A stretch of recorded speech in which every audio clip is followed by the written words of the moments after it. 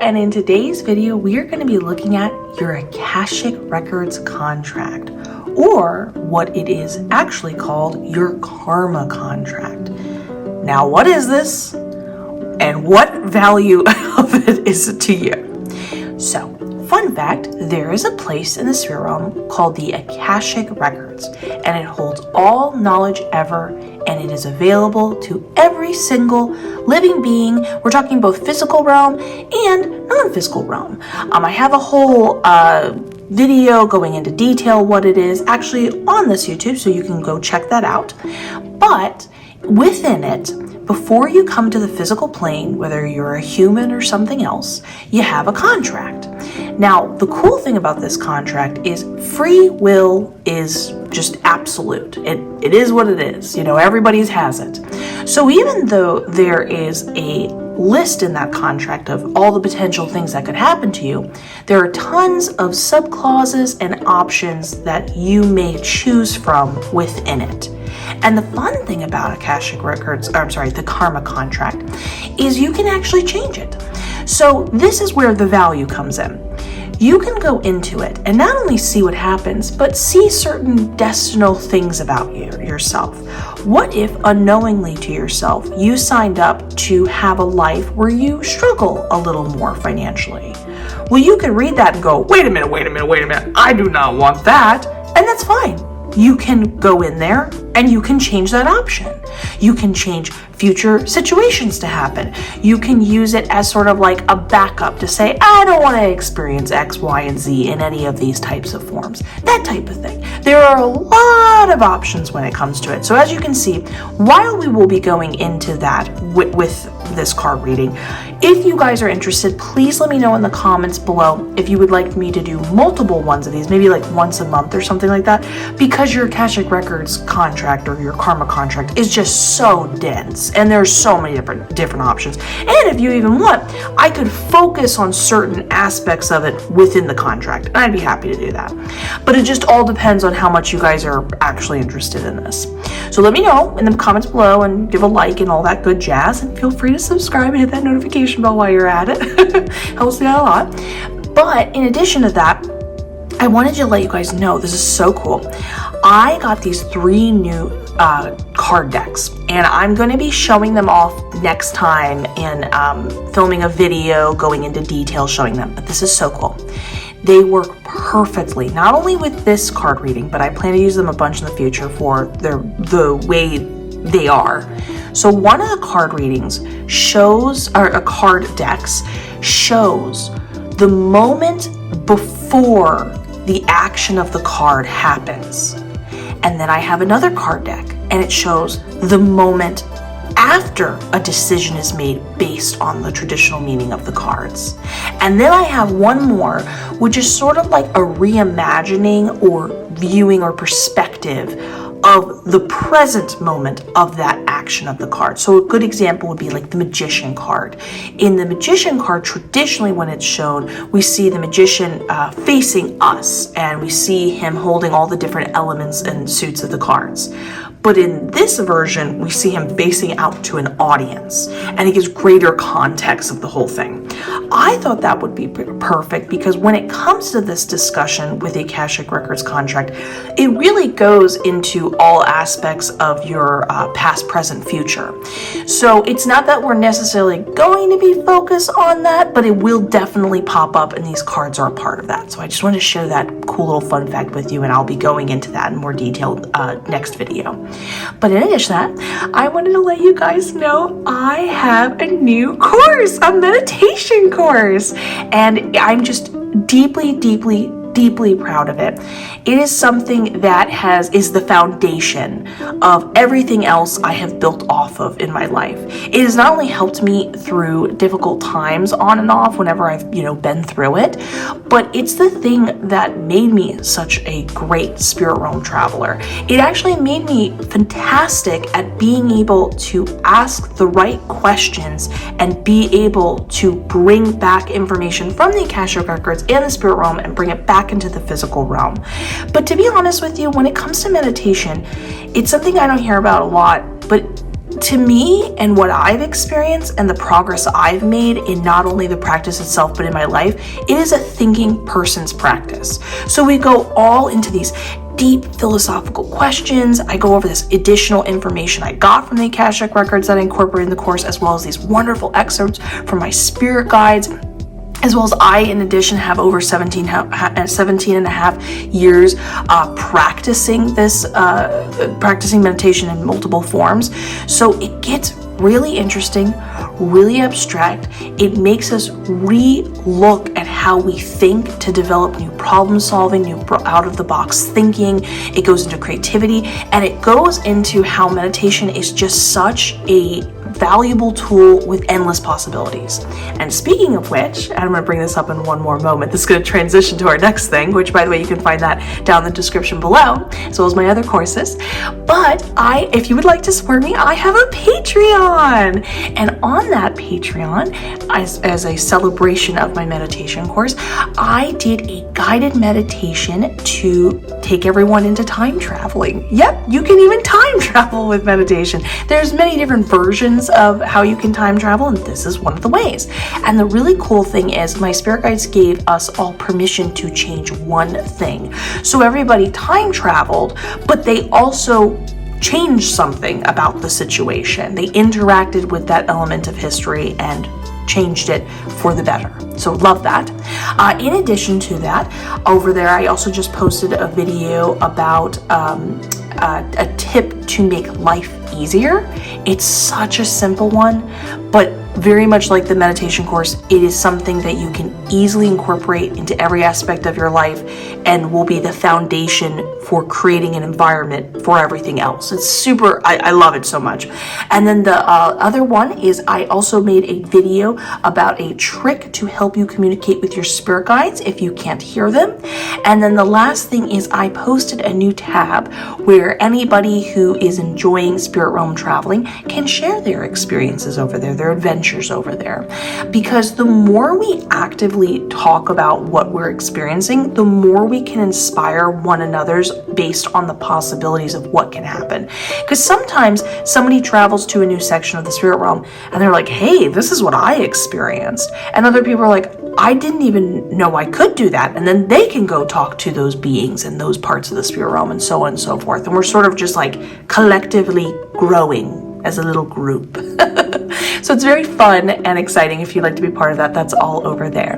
But anyways, going back to our card reading, we've got 4 groups in front of us. Thank you for listening to my spiel. And we've got group number 1, 2, 3, and 4. I want you to take a moment to really focus on yourself. Like you're the main character of your life. And as you do imagine yourself, then imagine yourself holding your contract. It usually looks just like a rolled out piece of paper a lot of the time. And you're just holding it and you're thinking about it. And then once you have that in your mind, say, I'd like to access my karma contract, and then pick the group you resonate with. I'm going to give you a moment to do exactly just that.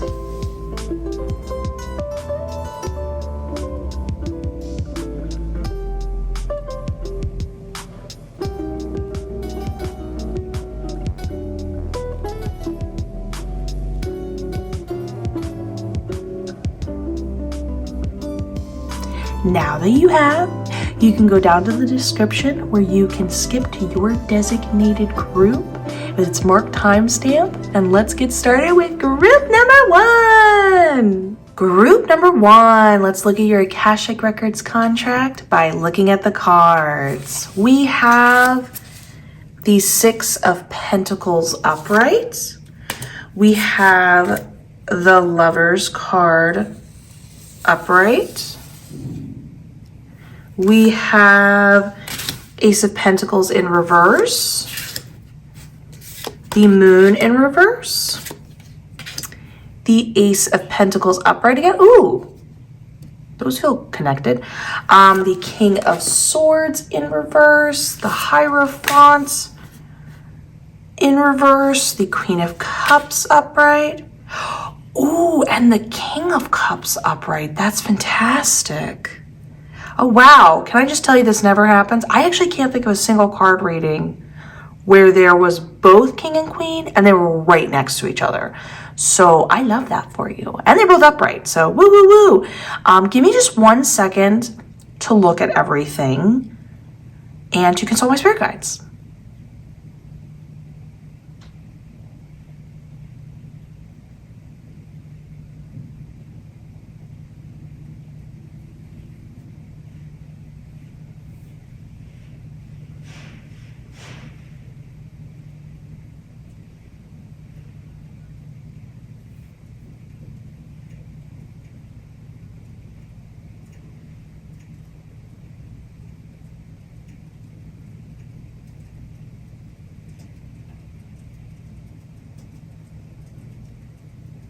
Interesting.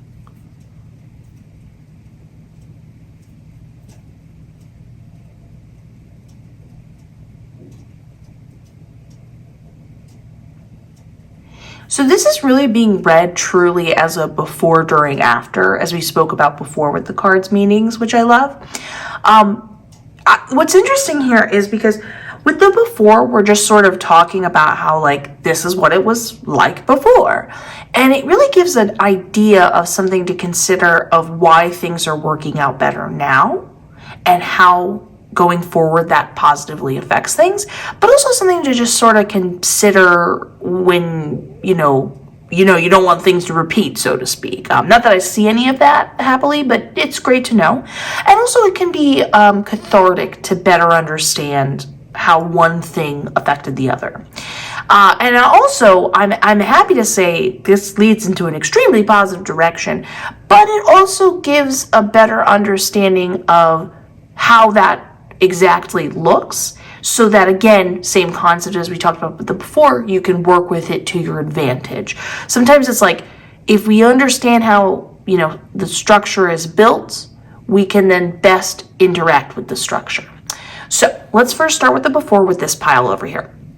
Now over here, this talks about, in the Six of Pentacles in reverse, this talks about this idea of lack of boundaries you used to have with people.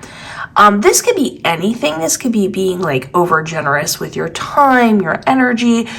For some people, it's that idea where you're the person everybody goes to for advice and you feel like people aren't there with you in return. You're there on a drop of a hat's notice type of thing, which, keep in mind, that's not necessarily a negative thing when you have people you really care about in your life. But definitely, if we're saying the term lack of boundaries, it was something with everybody. And keep in mind, when we have a Six of Pentacles card in reverse, this is when people actively know that about you and take advantage of it, which is very, well, frustrating to say the least, and not a fun experience for you. Now, I'm happy to say that's in the past, but let's keep going deeper of what that means over here in the Lovers card. Now, you can't see it because I gotta block it out, sorry. But these two individuals are not holding hands. The woman is on the floor. She's sort of recoiling back. She's frightened by this new individual. And this new individual, the other person, is reaching out to them and, trying to be like, hey, what's up? It's the before moment before these two get together. Now, in this particular instance, my spirit guide was saying the lack of boundaries is what made the lack of connections in your love life in the past. And I said, do you mean connections like getting together, or and my spirit guide said all of the above, as in sometimes there was the potential to get with somebody and that didn't happen. Sometimes it was like a starting to communicate and then it didn't go anywhere.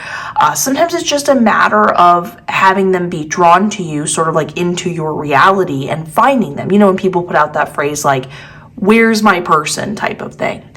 My spirit guide explained it as, because you had a lack of boundaries, or think of these as structural elements like stairs, like every time you declaratively are like, this is how I feel, this is what I don't want, you're actively building some sort of staircase that's building up to you.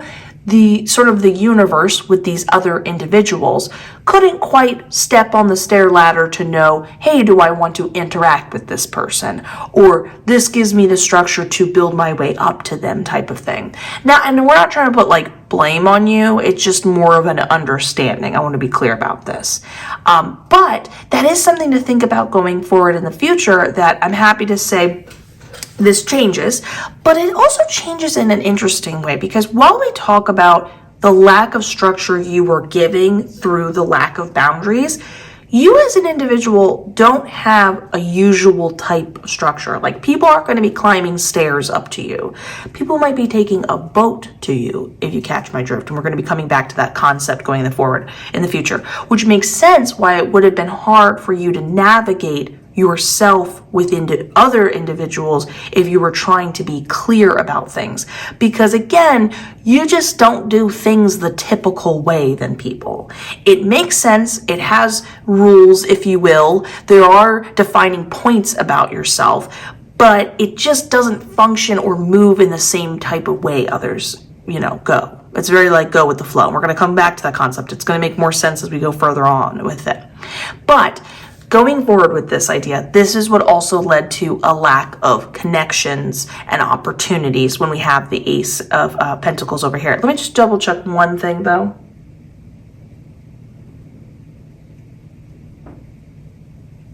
My spirit guide said opportunities in a lot of things. I was checking if it was just romantically involved. It was a lot of things. So in the past, when we have the Ace of Pentacles in reverse, remember, we didn't have cups as in just purely relationships. And even then, my spirit guide before was describing like the potential of you making these connections with other people as like the cups would have represented like more of a actual heartfelt relationship, something that you're really interacting with as it is. But sometimes people come and go into our life for us to understand things. And they're not something we really kind of, like, we hold on more to what we've learned rather than the person in question. And so that is why the Pentacles here to not only represent that type of interaction that didn't happen, so you didn't get that opportunity to build those type of learning lessons and memories at the time due to what we talked about over here, but also other things in life, other type of opportunities that are non-people related. So, but that's okay. You missed out on some opportunities back then, but now you can understand why.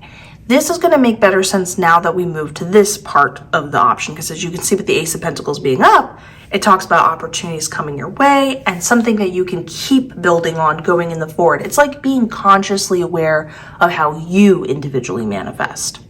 So first, let's start with the Moon card over here. I want you to look at it upright because it's important with the imagery. Now in this imagery, we have these two little towers over here, and we have a bird flying into this tower, going back and forth. These are supposed to represent this idea of options and saying like, okay, I could choose this, I could choose that in any type of circumstance in life, whether this be careers, in the moment, what to do next, whatever. But this bird is supposed to represent you. Now, we're going to talk about the card in one fashion, but hold on one second. I'm happy to say it's the opposite. My spirit guide said, how free is this individual? They're a bird, and they are able to choose between these two towers and fly around, but they're really only going from one tower to the next. That's not true freedom. That's not true options of what you can do next, so to speak. And then going over here, we have these three little crew members, these two dogs and a lobster, lobster. And they are happy as can be, and they're doing their thing. They're vibing in their natural element. They're on their little island vibing. And then we have this individual who is ready to come up and, harm them and bring an unnatural element to their vibing and having a good time and everything like that. So with it being in reverse, my spirit guide said that in the current moment, you have broken free, and this is a really good thing, of realizing that true freedom isn't being forced to choose between two options. It's always considering, well, yeah, I could choose between these two options, but I could also do this. I could make up a new option. What if I say no to, what if this is like, let's say within a job, they're like, you could do this or do that. And you're like, I'm just going to get a new job. I'm just going to get a new career. It's that breaking free of that mindset and realizing You're only as free as the options you're allowing yourself to have to truly soar. So with that consideration, that's you always checking in with yourself and saying, okay, am I limiting myself? Is someone making me feel limited? Again, it's not solely to avoid choosing, let's say 2 options are in front of you, just because you want to be different or you don't want to be pigeonholed is the best way to think of it. But that's not what is exactly happening when you're making options. This is again going back to the concept we said before over here where I said we want to make it more clear. You're setting a certain level of boundaries by saying, I'm not going to be confined to your boundaries and structures, but there is still a point happening here, like a function, the way you're working. You still have multiple locations you could go check out, multiple options, multiple things. There is a rhyme to your reason, but it just doesn't look like everyone else's in that kind of way. But you are conscious of it and you are using it to your advantage. Now over here, I'm happy to say this is also in reverse because my spirit guide said, because you've had this mentality and always you're going towards now currently in this moment, towards what feels right to you, you've actually successfully avoided interference is the best way we can put it. Other people messing with how you flow, things getting out of alignment because of outside circumstances.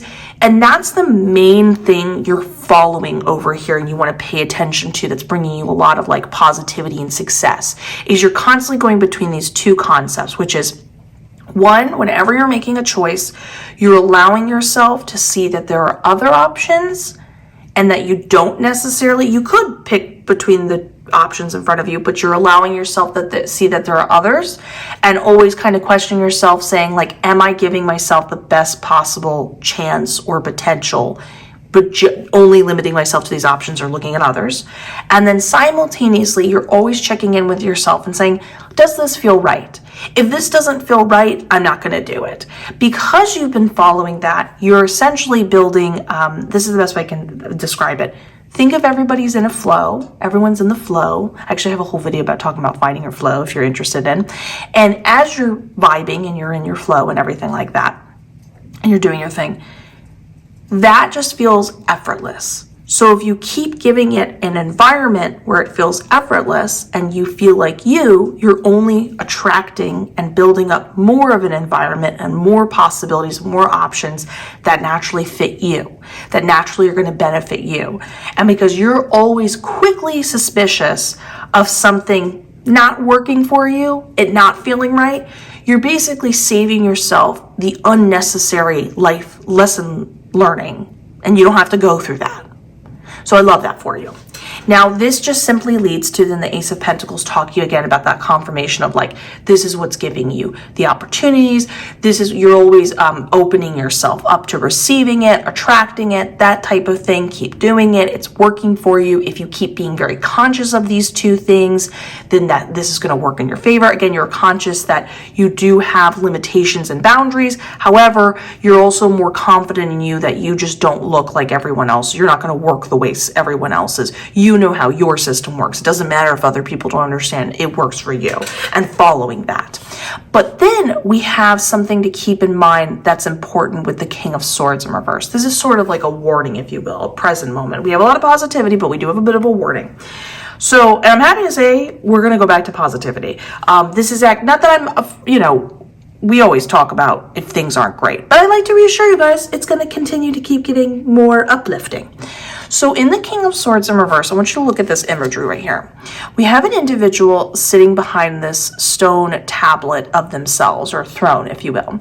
And then here's their child right here. And they just sort of, there's no protection going on.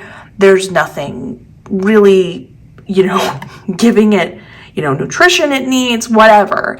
And this individual's mindset is, well, as long as I exist, I am the king, I have this lineage ahead of me, that's the only thing it needs to protect it. It's a very ignorant way of viewing things, but this is their mindset. Oh, they're protected behind what I represent, and they're just really concerned with themselves. This individual, with it being in reverse, they think of it as, because it's reversed, this poor little baby is just gonna fall and just it has nothing holding it down, nothing giving it structure itself. And that's what my spirit guide said. They said this individual is trying to impose their own mindset onto you, and their words are not a successful anchor for you to have the stability you need, the protection you need. Think of the King of Swords, and we talked about just right now, as an idea of like going on into the future. Can you build upon this? Again, going back to that idea of a foundation. This is their foundation. It's not yours. They're trying to push it onto you, and it's not going to help, and you need to be mindful of that and, get back more into you, as we talked about over here. Actually, I wonder if the Knight is also represented a little bit by this idea. Oh, my spirit guide said very much. Okay, cool. So we don't love this imagery of the cat lobster party getting ruined. Say no to cat lobster party getting ruined. Dog lobster party getting ruined. So now let's talk about the future in your karma contract. And it is a fantastic future, but it is something to think about so that going forward you are most comfortable and you don't have any stressors. So in the Hierophant reverse, my spirit guide said ultimately you are definitely going to be taking a path that's super unconventional to others, which initially they said will cause you a certain sense of like anxiety and concern, because part of you will want to compare your life choices and the road you're down to others as a sort of reassurance that you're making the right choice.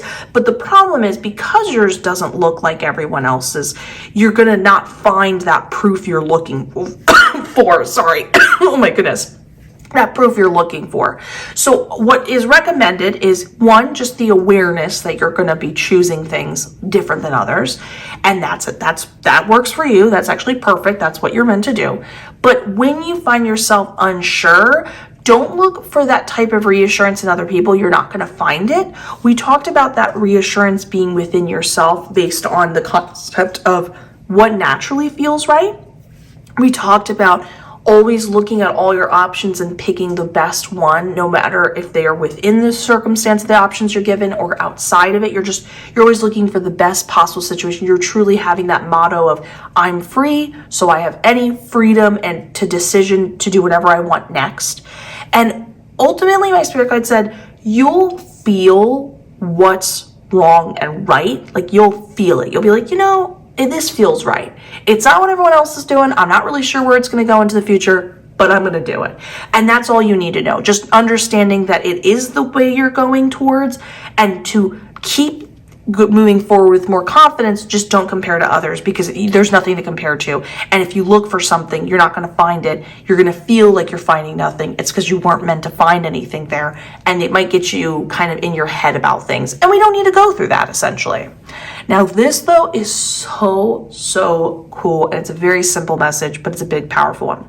So with the Queen and the King, they do talk about things like emotional balance and listening to others and a lot of other things. But in this particular case and scenario, especially with this referring to the after moment of the King and Queen, my spirit guide said this is meant to represent this idea that you are the king or queen or person of your domain in the future. This is somebody who has mastered both the feminine and masculine energies. And what do I mean by that idea? So I actually have a whole video on my Patreon about this, because fun fact, those energies actually have nothing to do with how, you identify at all. Everybody's got both. It's just that they function in sort of a way that you're processing information and the way you go about making decisions, rather than it being purely based on if you feel more feminine or feel more masculine. You have both. Just keep that in mind. So going forward with this might be, just to like put into layman's terms, the Queen, she might represent the parts of you that are making more creative decisions. Maybe you're just kind of vibing and letting things come to you when you see them, and you're kind of an easygoing attitude or something like that. And then over here with the king, this is someone who's like preparing. They are not having to depend on other people to do the sort of more bureaucratic type of work. They're going out of their way to put in future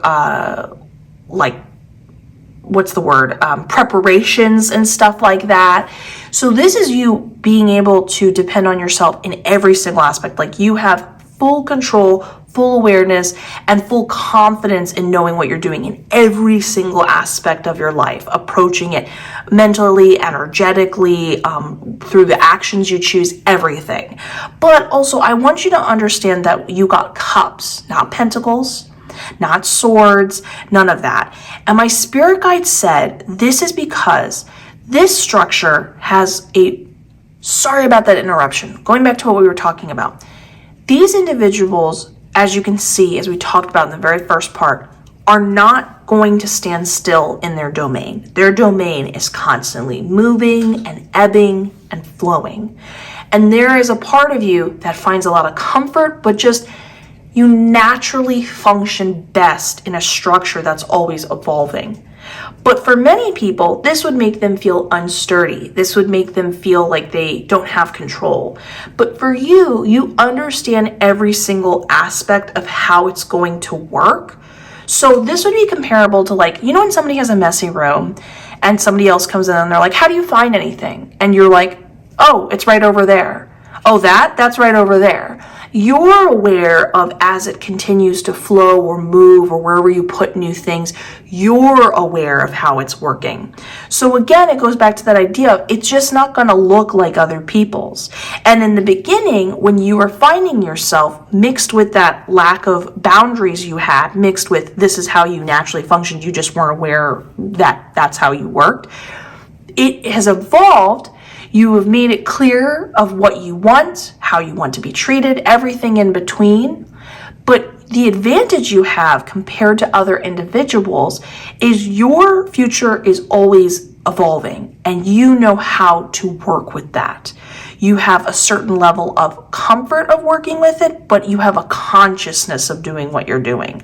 So again, it goes back to this idea of that going in the future, anytime you're noticing things changing, evolving, so on and so forth, look more for what feels right, best options in each moment, and know that you're going to gain more and more just natural education, where as things arise, you're like, oh yeah, I've heard about that before. Oh, that happened to me before. I already know how to work with that.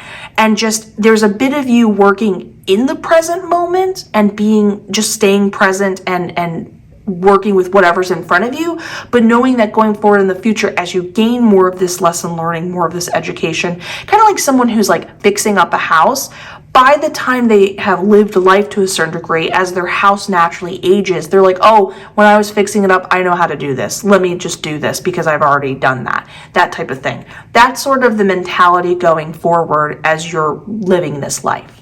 So I love this for you. Basically, it's like, you've been through some stuff. That's okay. You figured it out. You're doing some stuff that's working out for you. It's bringing you more good stuff. Be aware of this. This is what's to keep in mind going forward so that you can have the utmost confidence in your uniqueness. And it is a unique one. It's a unique one with a lot of like powerhouse behind it, because even though we have a lot of water going on, it feels very like fire signy, but I wouldn't like hold it to only that. Anyways, going forward, I hope you enjoyed this reading. Please leave it a like, comment, subscribe. It helps out like you would not believe. I am wishing you the best. I look forward to seeing you in the next one. And let's get ready for group number 2. Group number 2. Let's look at your Akashic Records contract by looking at the cards.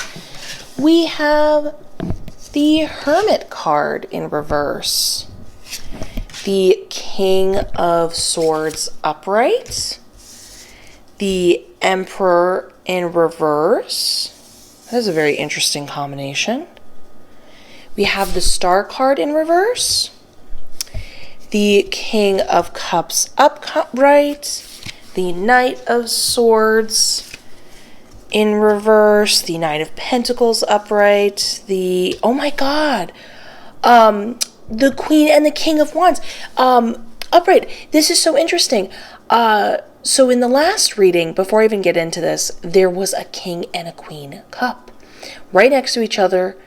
This is from the same deck, and that really surprised me because at the time I said, that never happens. I don't think I can think of a reading when that happens, especially from the same deck. That's so rare. I shuffle these, and it happened again, but it did it with energy. So I'm very interested to see what this means. And let's get into this. Just give me one moment to look over everything and to consult my spirit guides, and I'll be with you in one moment.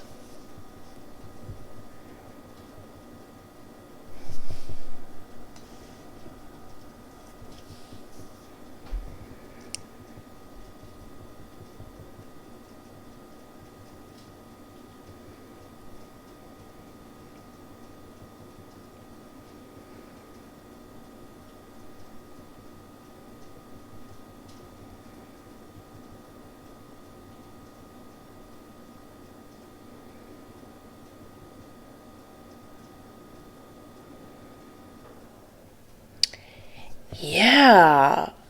Wow.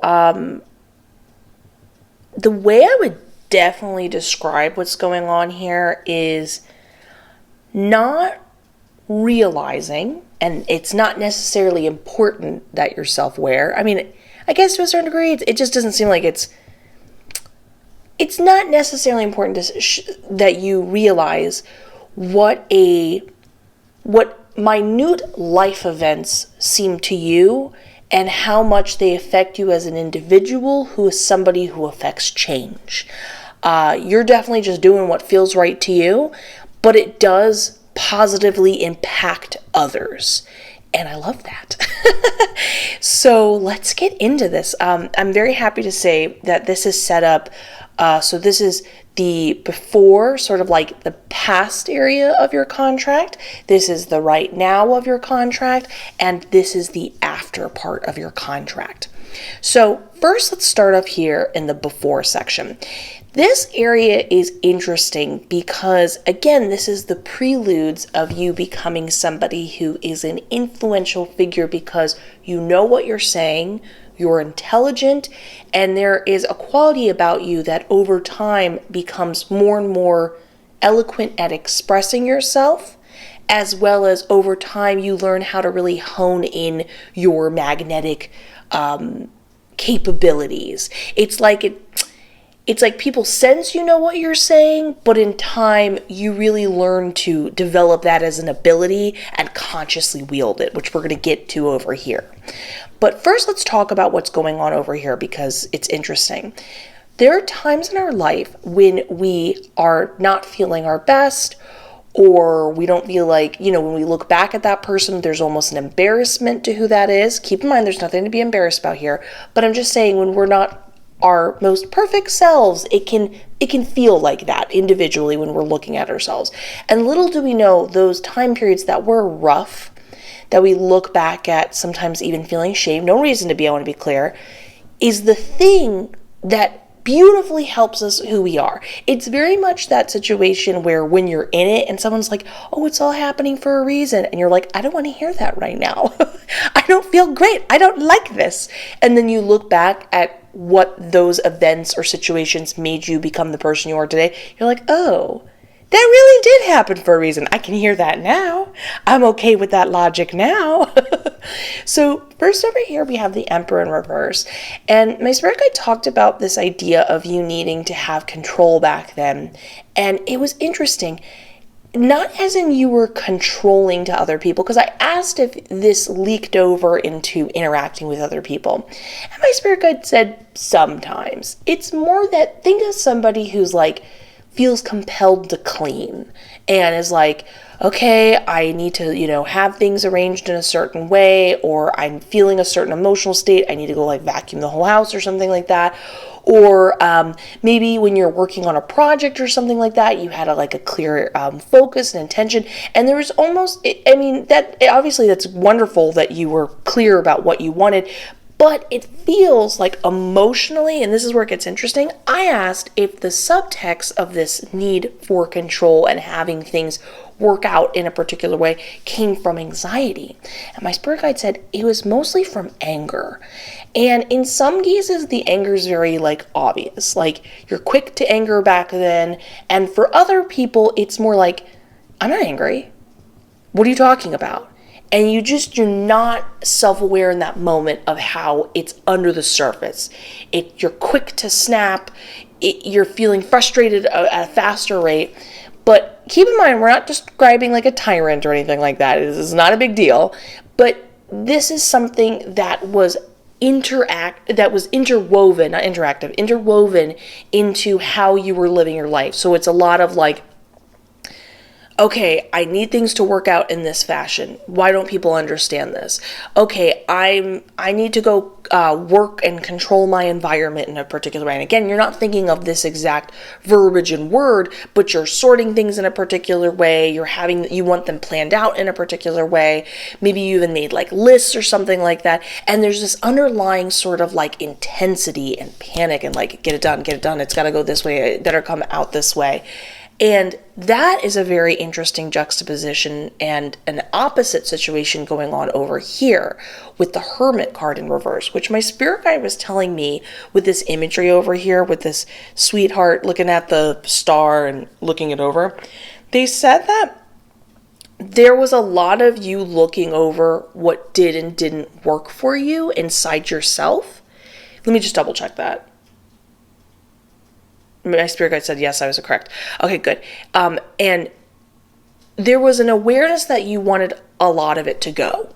So there was still that aspect of sorting, arranging, figuring out, being very in control of how you wanted to look over things and have it work out. But there was much more of a calmer demeanor behind it. It wasn't so fueled by rage. It was much more just introspectively being this works, this doesn't work for me, about yourself. And there was an awareness that you wanted most of it to go. Now keep in mind, this is not an insult to who you were back then. It just sometimes we figure out what works and doesn't work for us. And that's the main thing. It's not what you did and didn't like. It's this works for me, this doesn't work for me.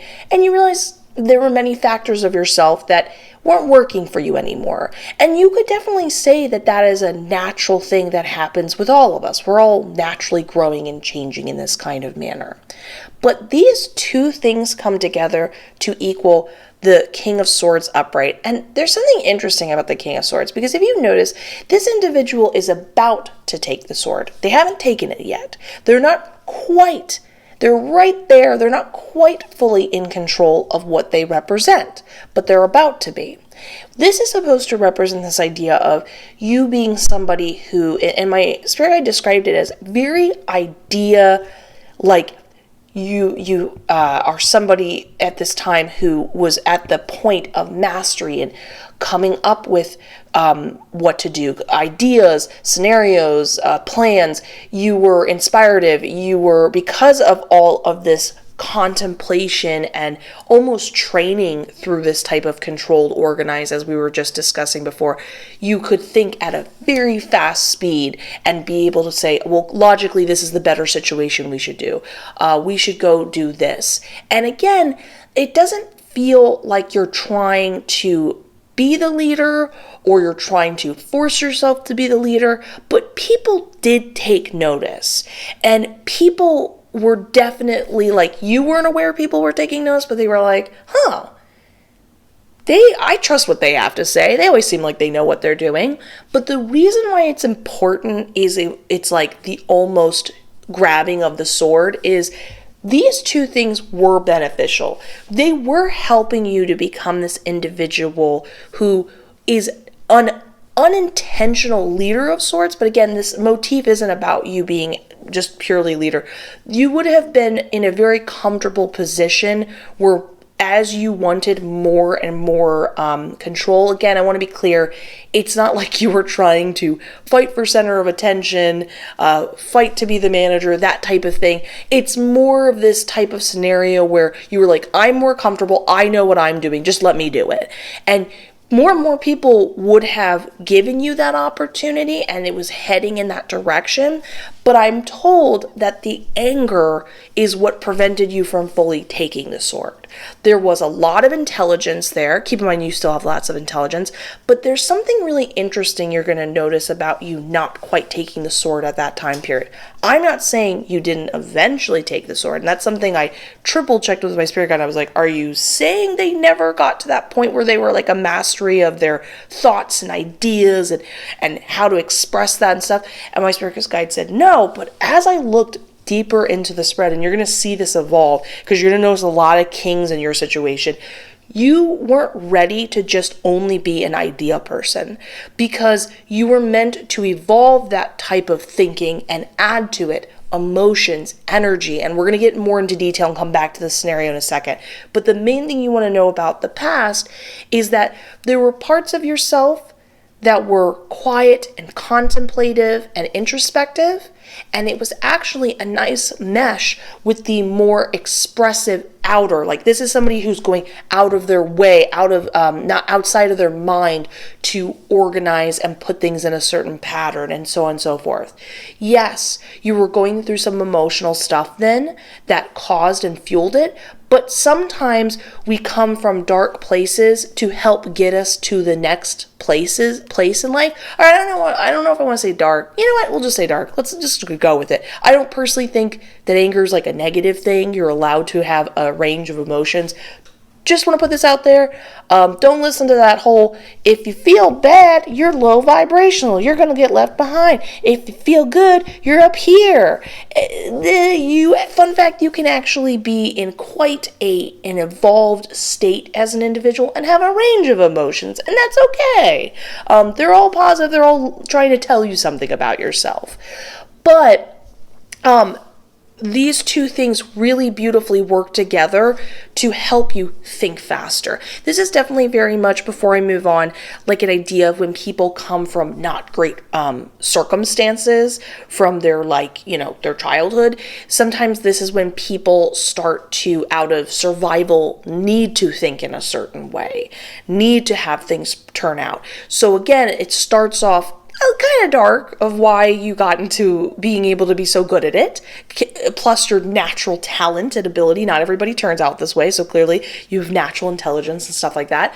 But you just weren't at that point ready to wield it and work with it on a bigger scale. And to be honest with you, you didn't really have any interest to. That wasn't of anything you wanted at that point.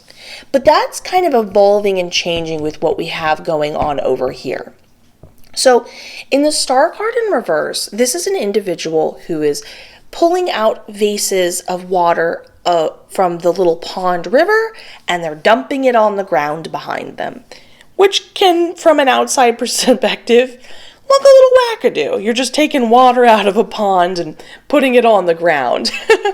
In this imagery, in the way back, you can see an individual passing by in the dead of night. So imagine you're out, it's the middle of night, you're taking water out of a river, putting it on the land, and somebody's passing by and they're like, what are they doing? And they're just like catching you in this moment. What this is supposed to represent, my spirit guide was telling me, is that there are ways that you go about doing things that are very much not understood by the general public. You have like a logic and what feels to me a very creative way of going about doing things. So it's like feeling the sudden compulsion to get into making, you know how that's like a popular trend right now to make rugs, those cool rugs everybody's make? I love it. I personally think it's like the most beautiful thing. But anyways, let's say you just randomly feel compelled to do that. And in your little circle of the world, the people that you interact with and just people who come across you, they're just like, why are you doing this? Why are you going about, aren't you supposed to be doing something else, whatever? And you're like, I don't even know why I'm making these rugs or doing these things. But even though they don't understand it and you don't quite understand it, keyword, we're going to come back to that concept in a second, it doesn't mean it is not positively moving you in a direction where, let's say you end up developing this skill and ability. And it taps into a part of you that goes, wow, I just saw something and I just did it. If I can just look at something and then recreate it and educate myself enough, then I can do anything. And so this really minute little craft and hobby you were just doing on the side for fun, you didn't really know why you felt compelled to do it, you did it. Other people didn't understand, especially if people were like, you should monetize that. And you were like, no, I just kind of want to do it for me. But people were like, but you're spending too much money doing it. And you're like, I don't know, I just want to do this right now. You don't need that many rugs. I don't know, I just want to do this right now. Because I imagine if you got into that hobby, you just end up with a lot of rugs. Which, please, if anybody has that as a skill or anything, please point the way. I want to see the person with like 20 rugs in their house. But anyways, nonetheless, this leads to something that inspiratively takes you very far. Because if you become at a point in your life, and I do highly recommend this, it's the greatest thing on earth, get into a headspace where you realize, and this is just like putting this out there into the world, it is like the best thing ever when you realize literally anything, you can do anything. Like people say, oh, you can do anything. No, I mean, sincerely, like if you like something, you literally can just go look up how to do it and then you can just do it. Like you can just make a career for yourself, rebuild something or get something that you want at a cheaper price because you can do it yourself. I mean, like it's the best. And that goes for literally anything in life, because I'll let you in on a little secret, and I'm sure you already know this below. Please sound off in the comments below if you already know this or if you're in the process of learning this. But I have had many friends and acquaintances across many walks of life, quite a varied walks of life. And every time I talk to them, it's the same thing. It's like, no matter the education, no matter how important the job sounds, literally it always comes down to, well, you could basically learn this in 6 months and do it yourself. Like, so many people make certain things sound self-important, but it's just the hype. Everything is achievable and possible. It's just the hype.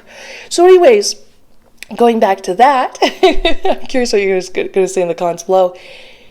This is you in the current moment doing things by inspired intention and action. There is a freedom and a relaxation compared to where you were previously. So I feel like you've let go a lot of that anger. You've worked it out. Potentially you could have, let me actually double check this. My spirit guide said that's exactly it. Okay, good. I'm glad I checked my hunch. You no longer bottling this up and instead expressing your anger and how you feel through creative ideas and intentions, and I feel like I'm going to do this, and making your world a more free-flowing place has not only helped you feel more like yourself, but it is leading you down this path. Like your path. Like this is very destiny bound. Something small now is adding up to later. So again, same concept over here. What you think is of an lack of importance now is actually beautifully benefiting you, and you are perfectly doing everything you need. So follow those silly, what feel like silly little, like, I think I'm just gonna do this. Go for it, follow it, explore it, enjoy it, because it is helping you both on an emotional release type of level, but it is giving you invaluable skills and moving you in a destination that you're meant to be on. But with the card being in reverse, and this is where we return back to that concept, the reason of the importance of the card being in reverse is, remember we talked about that individual walking by and saying like, what are you doing? Why are you doing this? And you're like, I don't know. Sometimes there's this reflection where I don't want to say you get discouraged because you keep going, which I love. It's more that you might, in the reflection of other people's eyes, be like, I don't really know how to explain this or where I'm going in life or what I'm doing. And because of that, there are moments of, am I doing the right thing? Am I on the right path? It seems like what I'm doing right now is not of significance. Am I supposed to be accomplishing something else? Am I wasting my time? And is life passing me by? You know what I mean? Like that? Let me just double check one thing. So I'm just double checking that, like making sure my information is correct on my spirit guides. So the point is, yay, you're doing great. But don't let other people make you think it's not. Because it's not just like a confidence thing of like, don't let them affect you. You actually are literally on your path. It's just that even if you might not be aware of it, it's still happening. So don't give in, like enjoy yourself basically. And this is sort of like a confirmation of like, you're doing great. Then we have these two cards interacting over here, which is important. And I want you to see the imagery of this card. You can see butterflies right here on the, what's it called? The rein of the horse. Or actually, this is the rein. If you are into horses, what would this be called? So we have you representing this act of change and metamorphosis. But with the Knight of Swords, this is somebody comes in and is like, let me tell you my opinion. And it's really important. I want you to look at the imagery of this card here. This is a burning building, and we have some men running away from it over here. This is supposed to represent this idea of you are somebody who definitely takes note of, hey, this isn't working. And we know your history. You are very aware of what works and doesn't work. You are somebody who's good at evaluating and saving yourself and other people, if they allow you to, from unnecessary lesson learning or disaster and that kind. But this is you coming in, and this is what I mean by like an unintentional leader vibe. And again, it doesn't feel like that's your destiny and that's what you ultimately want to do. It's just like you might not want to be, but there is some aspect of that, of you positively affecting other people's lives because of this. So in the current moment, there is this need inside of you. And again, this is the part of you over here that over time has been able to sort itself out, evolve from this emotional state and and mix with the thought process and everything like that. And this is you saying like, hey, this isn't right. This isn't working. I don't think this is, this isn't working out the way everyone wants it to, or I don't think, I'm like calling out the obvious, so to speak. And there is definitely a strong need in you to express it verbally, whether this could be like on social media, people like to share their opinions there, or maybe you just like kind of put it out to your peers, but it's almost like a compulsory in you, not like every time, but you just kind of don't hesitate to be like, is everyone else seeing what I'm seeing? I don't like this. This is clearly not working. Do we see how much of a disaster that is? Do we see that that's not helping people and in fact hurting? And this is when we have that butterfly representing change in the metamorphosis. We're not talking about a metamorphosis within you. We're talking about you inspiring others through this compulsory expression. And it feels like a sense of justice behind it too, because there's this strong desire in you to be like, I know how things can work better. This is stupid. It's happening this way. And I'm not talking about like how a plan comes together in organization at work. We're talking on like a larger scale, like in the world when things are not right and you're taking note of it and you don't love it, or maybe you're noticing something in a TV show that has a greater narrative on society and you're like expressing that type of concept and idea. And that leads into the King of Cups. Again, it's a really big deal we have another king, because remember how over here in this imagery, the individual or you had not quite taken the sword yet. Yes, you were smart, and you still are, and you thought quickly, and you could see what did and didn't work. But there was a part of you that wasn't ready to just fully lead by this, because there is some level of where, when we talk about things happening for a reason, where, well, let me just double check something in your contract. Okay, yes. So if you had only stayed on this route, you would have been led only by like logic. I don't want to say there would be a lack of compassion. I'm not saying that. I'm saying the derivative of no emotions. But there would only be, because we think in different ways. We can think through feelings, we can think through energy, we can think through experiences, we can think through logic. There's so many different ways we come to conclusions.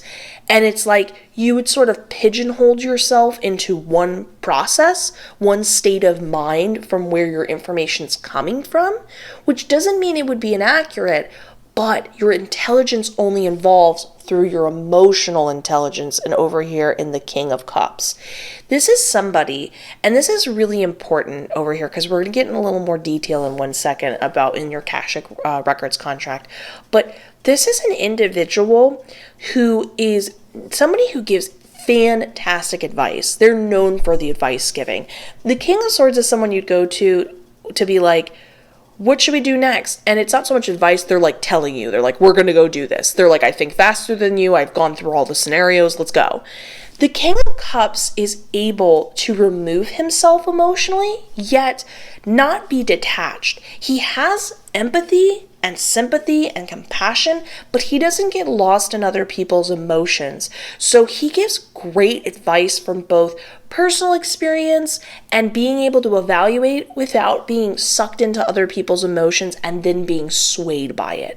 So he's like the ultimate like truth giver, because he's able to say like, I really care about you, and I do see that you're in discomfort emotionally, but I'm not going to let that sway me from telling you something you want to hear, because we actually need to talk about what needs to be done, and we need to face those things. And I'm not going to, just because I care about you as like a friend or something like that, I'm going to avoid talking about the truth and that type of thing.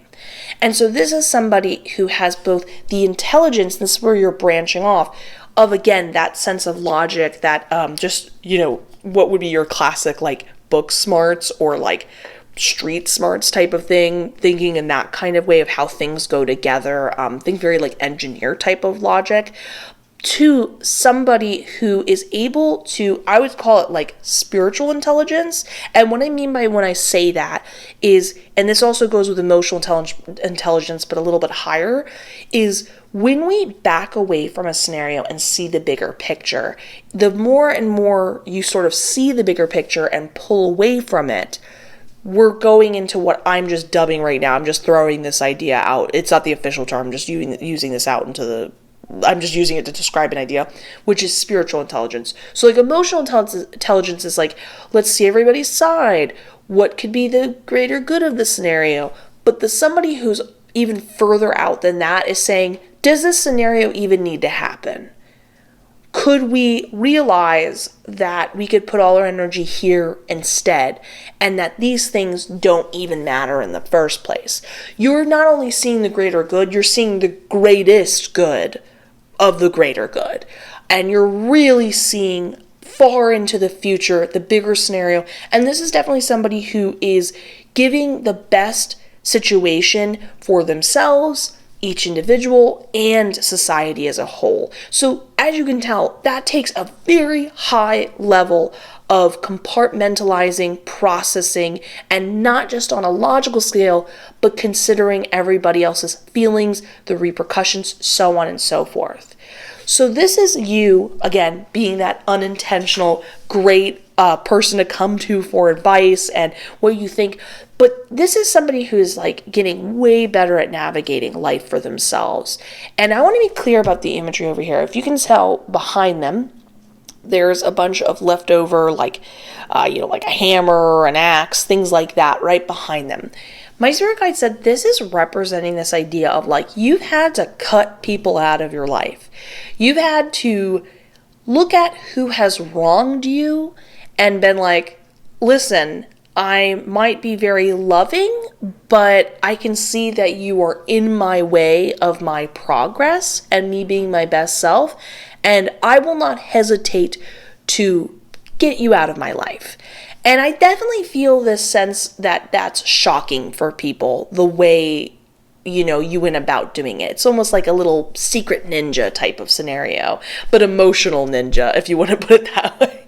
Because when you were going about doing this, people didn't realize that, yes, you're definitely somebody who considers the scenario for everybody else, But that isn't your main target. You're at a really healthy relationship with yourself. Like, you had to kind of be in a position where you were forced to be like, I got to put me first and I got to take care of me. And people think that even though you will consider what is better for everybody, that somehow you go at the bottom of the list. And that's quite the opposite. You are at the top tier of your list. You are, making sure what works for you is the best scenario, because then you can be the best you, which then makes it easier for you to think and feel and progress and learn. And that's a big thing with you. There's a great sense of learning from you, but it's not that you're like, I must learn everything and you have like a bunch of degrees. It's more this idea that you're always naturally going towards new information, processing it better, reorganizing it. You're just naturally a learning type of individual, the way you just interact with life. So people were surprised in the process of you having to, my spirit guide described it as like, you had to get rid of a lot of people because, and again, that makes me think of that idea of like what doesn't work and we talked about what does. That can involve people that in your life that you just have a totally separate group of people you're into now than you were back then. And I mean, if you want to, get rid of some more, go for it. There's nothing wrong with it. I think it's underrated. So the point is, I would say right now something that describes you is people are surprised at how quick you will cut them out of your life and then move on. You'll do it efficiently. You won't even miss them, and you'll thrive. And I think that surprises people because they are trying to benefit from that. And as soon as you sort of like take away you as an option, they're like, no, it's too late for them though. So now this goes into the future of your Akashic Records. And it's important for us to go over the before and during because it helps us understand the biggest thing in the Akashic Records is one of the things I love the most that comes with healing as an individual is sometimes you are straight up like removing something or going about directly, into the contract itself, like healing it. But sometimes it's knowledge that can, heal us. It can be like, oh, that was for a reason. That actually was for the greater good. Oh, that led me to be this. And there's a sense of catharsis of realizing you were always perfect as you were living life. You were always exactly where you needed to be and you handled it beautifully and you evolved gorgeously from it. But also, this is just a time to reflect and realize, so if this equaled this later on, then what am I doing now that can reflect later? And this is something really important to think about when we've got this going on over here. So first, I'm really happy to say my spirit guide talked about you being in a really comfortable, abundant flow of money. So this is somebody who is, when we have this Nine of Pentacles, she's treating herself without even, this is the card where you spend money. So she doesn't have to overthink the process of buying herself a new couch or treating herself to a trip or getting those little expensive things that we are like, no, not right now, but do benefit our life. Like, how you don't want to buy a new vacuum. You're like, I want to go buy fun things like a concert or food. But you're like, eventually when I buy this new vacuum, it's going to be great. I'm going to have this great clean home, or like an air purifier or something like that. You're going to be like, I'm going to have this new air purifier. It's going to make my breathing better, or whatever the scenario and type of thing. So this is somebody who's like, oh yeah, I'm slightly uncomfortable. Buy the air purifier, buy the vacuum, and I'm going to go to the concert and la la la. Like, they're very comfortably not worrying about where their next dollar comes from because they're aware of their abundant flow. And it's more than like being aware of it. It's like she has the money now. Like she's like, yep, I know I have money now. And I know I don't even have to think about it. I'll always have money come my way. And she's just in it and enjoying it and spending it. But I want to be clear, compared to the Empress card, this is very heavily like you're spending the money right now. It's great. So I'm really happy to talk about your abundant flow in the future. But something important I want you to think about when we talk about evolving as an individual. And you'll notice you really evolved. You can see it flowing beautifully here. There is a glove on the ground over here. And this is representing this idea of previously when she was working in her garden, because this is representing this idea of her fruits of her labor, she had to have a particular way she went about making the garden come to life. So she was wearing her gloves, her protective elements to, this is like the protective element of when people prep for something. They're like, well, if I'm prepared in this situation, if this scenario happens, I've got it. Or this is how, if I prep in this way, this will function faster or work more authentically or whatever that may be. So over here, this is her letting that go. That worked for her to get her garden going. But there's a certain point where you're going to evolve past that. And this is an exciting thing because this is an entirely different turnaround than the Emperor over here. Heavily guarded in armor. He has his throne. He won't leave the location he's at because he knows it's the safest place to be. And here she is wandering around. She's out and about in the world. She doesn't even need protection. She is so confident in how she's evolved as an individual. But this is actually, I'm just going to take a small moment to explain. This is a really great way to explain stuff I talk about in my intuition training course, stuff I talk about all the time on my Patreon, consciousness, 5D, everything. So when you evolve as an individual, that means that you have comprehended something, you've understood the life lesson fully, you understand the scenario, and what ends up happening is you consciously go, oh, I accept this and understand that. And then essentially the universe goes, oh, okay, you don't need to experience that anymore. You're done. You got the lesson. You've learned what you needed to learn from this. And this is somebody who's gotten that, accepts that, is very happy about that, and then they are using that to their advantage. They no longer need to worry about like, well, if you're going to start adding, have another harvest to your garden, what about prepping? And you're like, oh, I've already cut the thorns off. I've already put the right soil and manure in. I don't need to do that anymore. It's already taking care of itself, so to speak. So this feels like I wonder if this refers to passive income. Does this refer to passive income?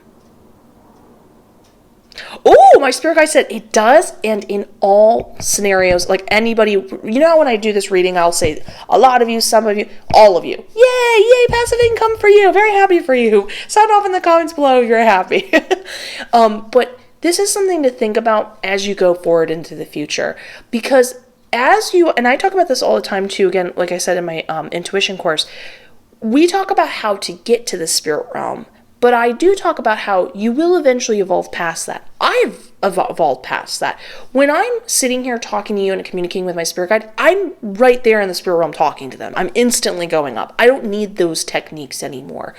Don't become dependent on things for safety guards. And to be honest with you, I don't even need to tell you this because you are naturally loosening your grip and finding your comfort and doing that on your own. So when you feel those compulsions as you move forward in life where you're like, I think I'm past that, follow them. But to be honest with you, it's not something you're even going to really think about. You just one day are going to pick up the gloves and you're just naturally evolving.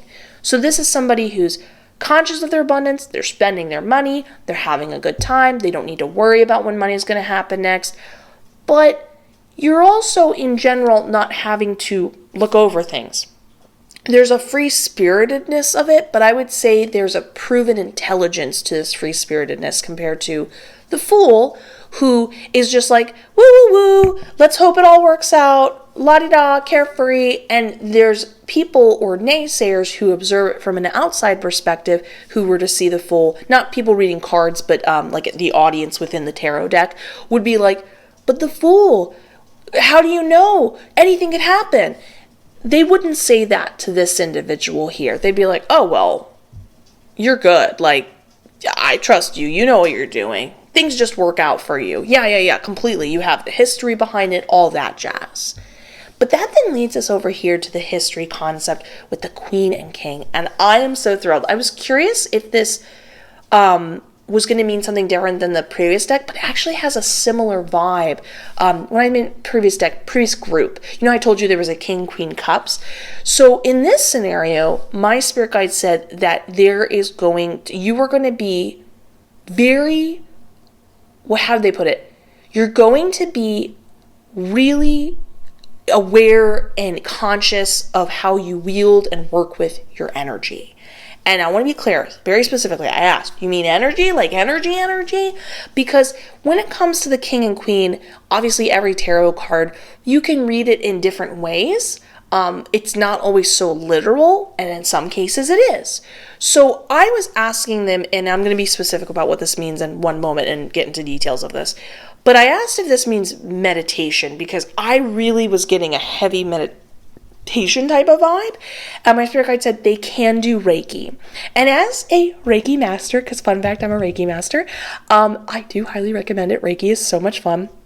Fun fact, you can Reiki anything from a scenario that will happen to your money flow, to you can even Reiki your reaction to things. You can, and this is really fun, because I'm a Reiki master, I can attune other people, which means I can make them also be able to do Reiki as well as create other Reiki masters, because there's like a evolutionary system to the practitioner practice. So I can literally Reiki cats. I can attune is what I mean, cats or trees. Like I can make them Reiki masters that can evolve and or not evolve, work with their energy in that way, which is really fun. So keep that in mind. It's a very free flowing process, like in all things spiritual. Because I would argue you could do this with coding too. You are in a position where you do whatever you feel. Creativity is your only limit, and I love that.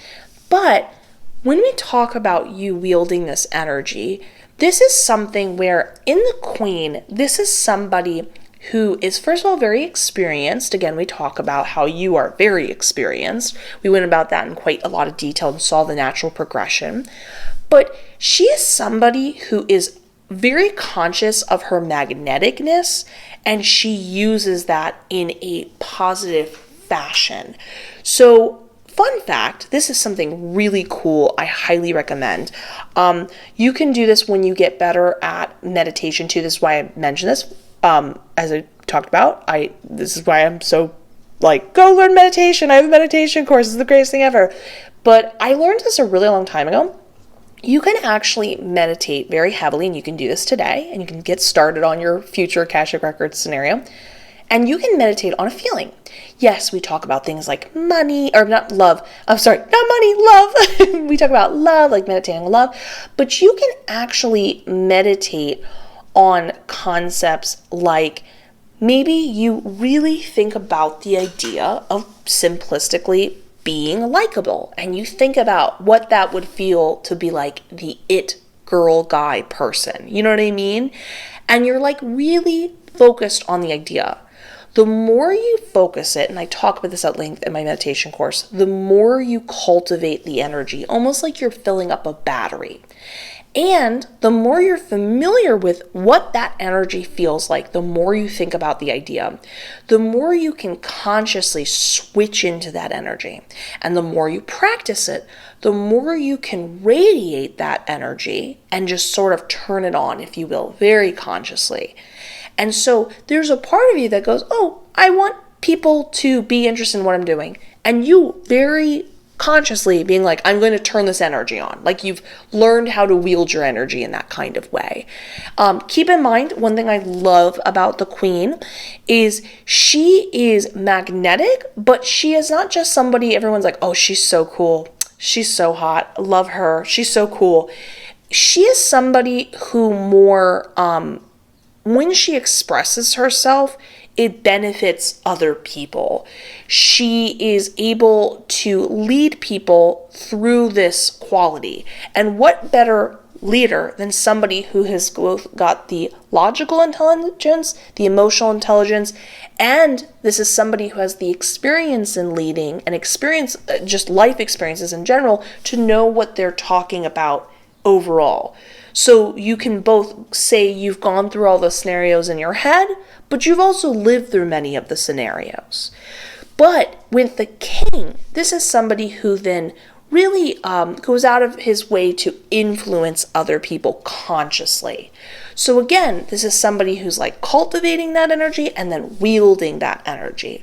And think about all the possibilities when you are conscious of energy work and how you can wield it. Because we did talk about Reiki where you are straight up wielding energy, but with meditation, you can fine tune money, because with Reiki, it's this is how my spirit guides described it to me. They said Reiki is one type of energy. So there's many different types.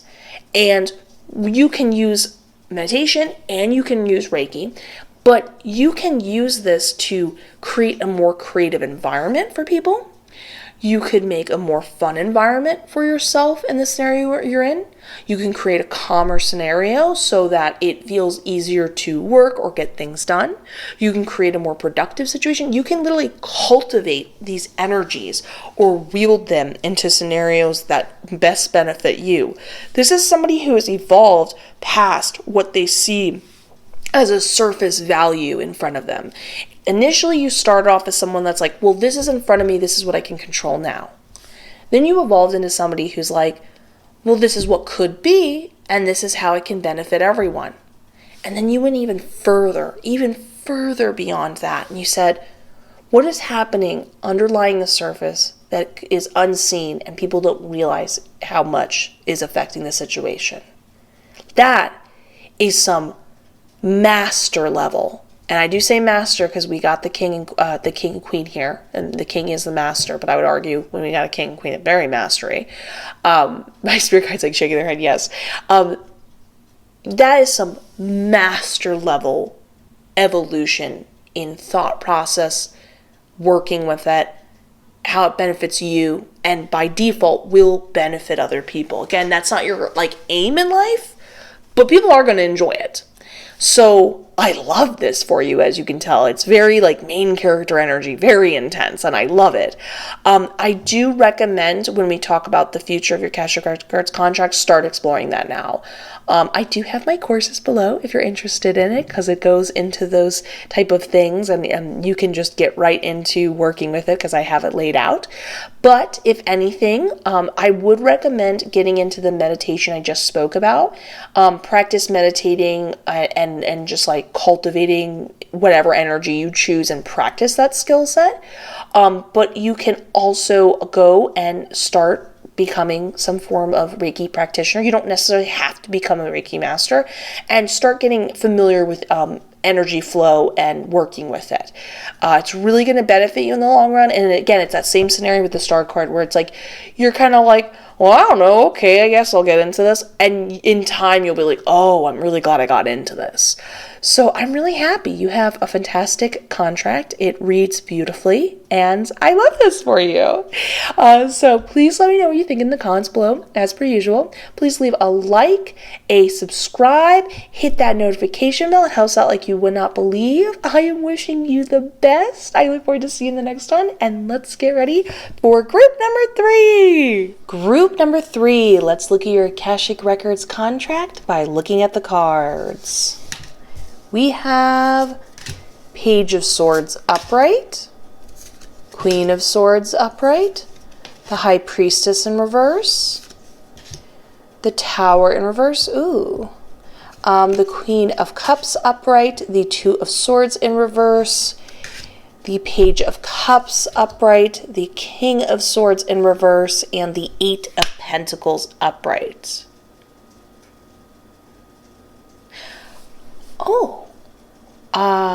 Give me a second to look at the details of this and also consult my spirit guides.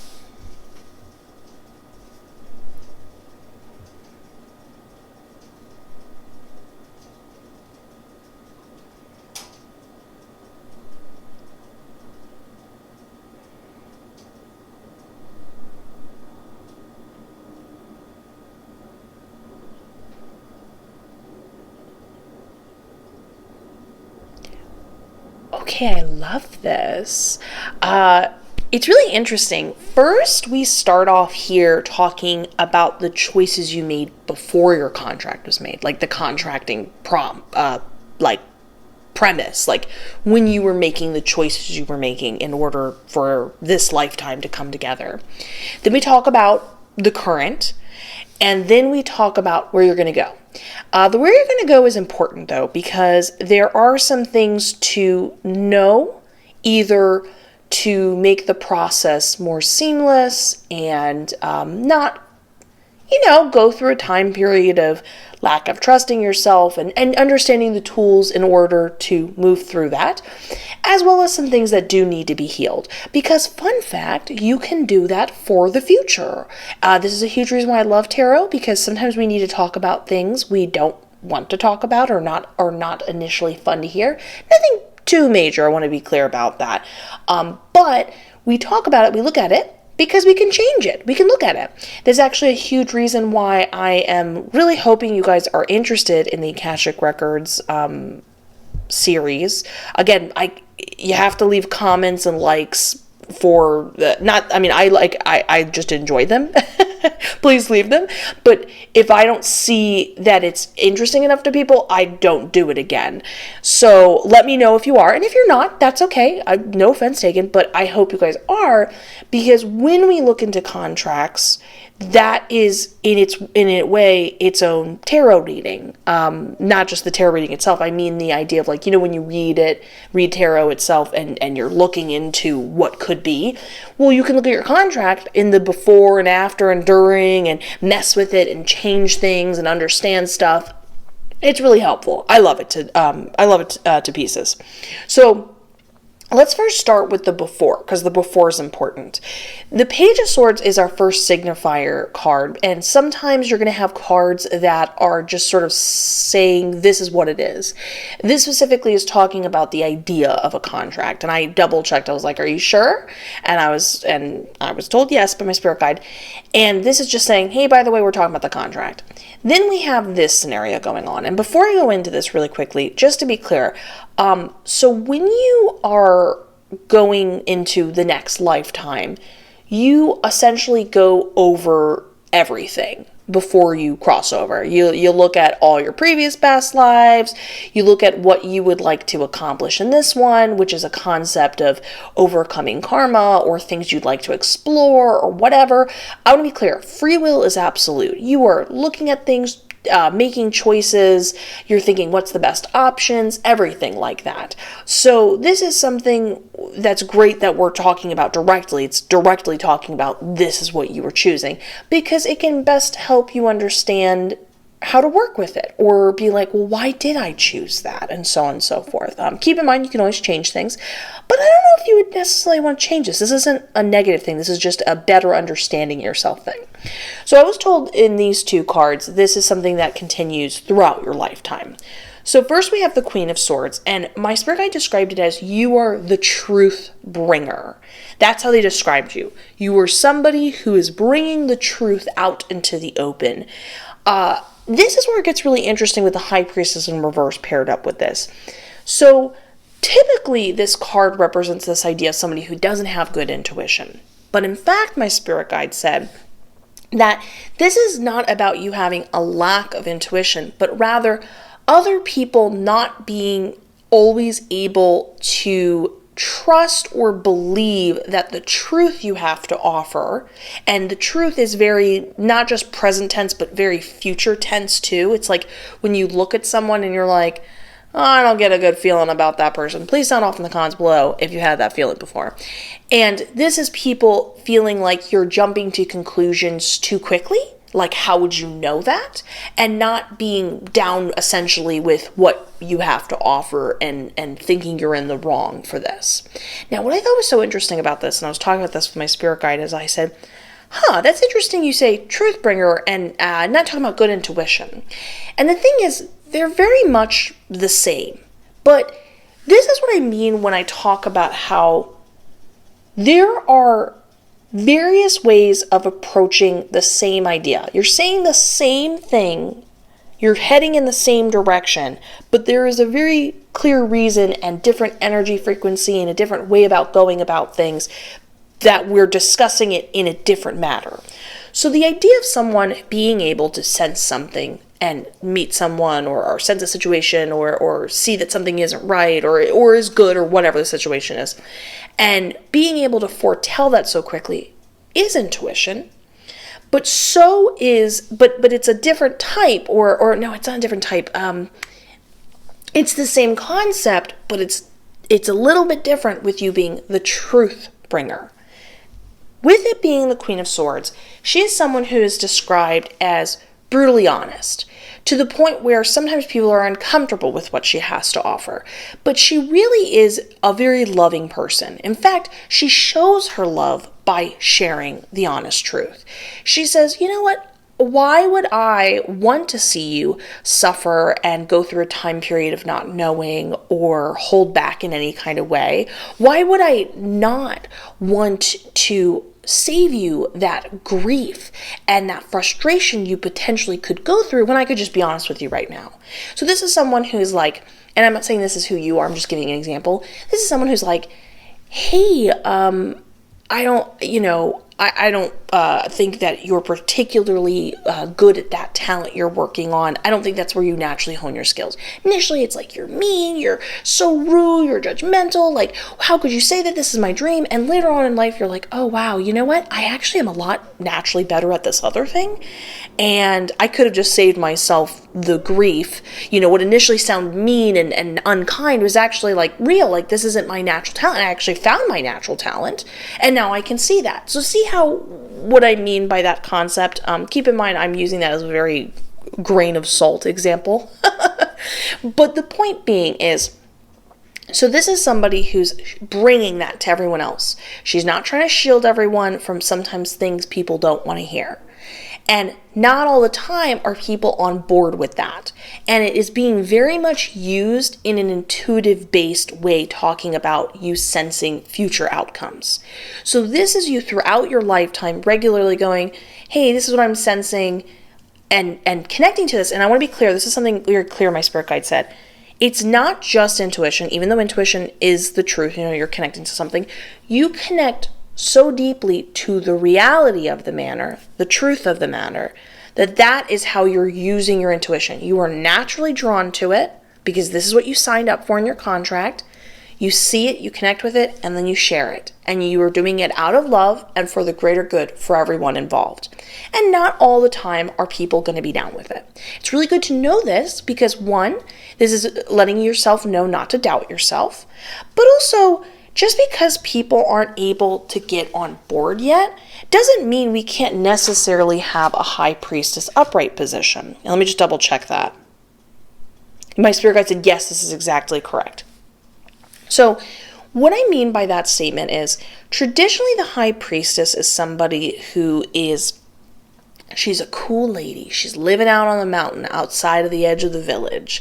And she is mystical and has all this insight. And sometimes when she shares information, people aren't down with it initially, and they are even a little frightened.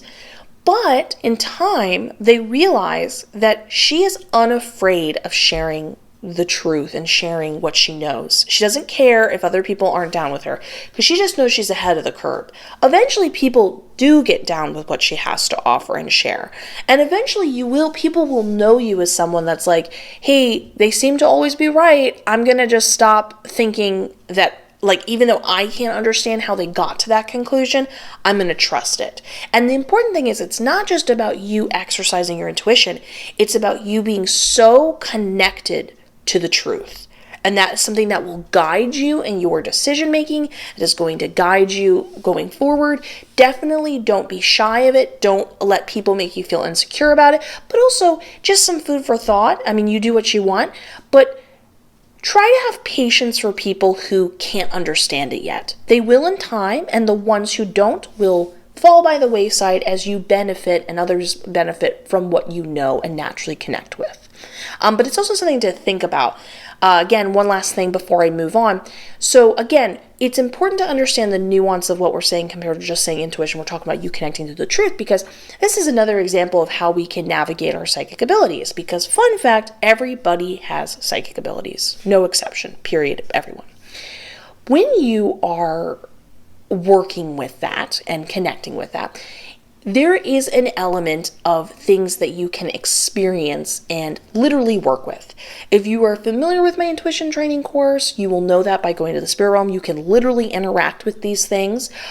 If you are familiar with my meditation course I also just released, we talk about how in time through this type of going deeper, you can perceive the layers of the universe. There are layers and you can interact with it. So in time, when you are connected more and more to this, you will feel like the truth is almost like visually you can see it in front of you. Like instead of you having a compass where it's a traditional circle and the arrow is pointing whichever way to go, you will feel it almost like a dot being a pinpoint on a bulletin board of your path. And you will see that dot being represented by the truth. And you will see yourself being either drawn to it because it's, something you want to work with, or it is foretelling you of something to avoid. And then by you being able to see it and see these strings connected to you and the truth, you can navigate to it. You can go even deeper if you want to go, really go go even deeper with this. You can actually even use it to time travel, quantum leap. You could do a lot of stuff with this because you have very clear connections to these pinpoints and you can use them to your advantage. There's a lot of benefits with this. I actually go over some of this stuff over on my Patreon if you're interested. But anyways, point is, there's a lot of potential here. It's more than just beneficial. You can do a lot of stuff with it. So I'm just showing you how one thing can really be 10 other things in a positive way you can navigate consciously. Going forward though, then we have the current, what's going on here. So in the Tower card in reverse, I'm going to show you the imagery right here. If you can tell this, we have a lightning bolt hitting this top of this tower, and it's sort of blasting off the top as a representation of blowing the top off of something, kind of like when people are able to successfully be like, ooh, I see this greater scheme you're doing, I'm blowing the lid off of it now. Now it's exposed and you can't do it anymore type of thing. But if you look over here, what are they scheming? We have over here this representation of knowledge, and again, we talk about truth, but things that would be beneficial for people to have as a resource, a connection, an opportunity, anything like that. And over here, they put it over in their little kingdom. They're the only ones getting to benefit from this circumstance. And this is where you come in. This is really beautiful. This is you having a habit.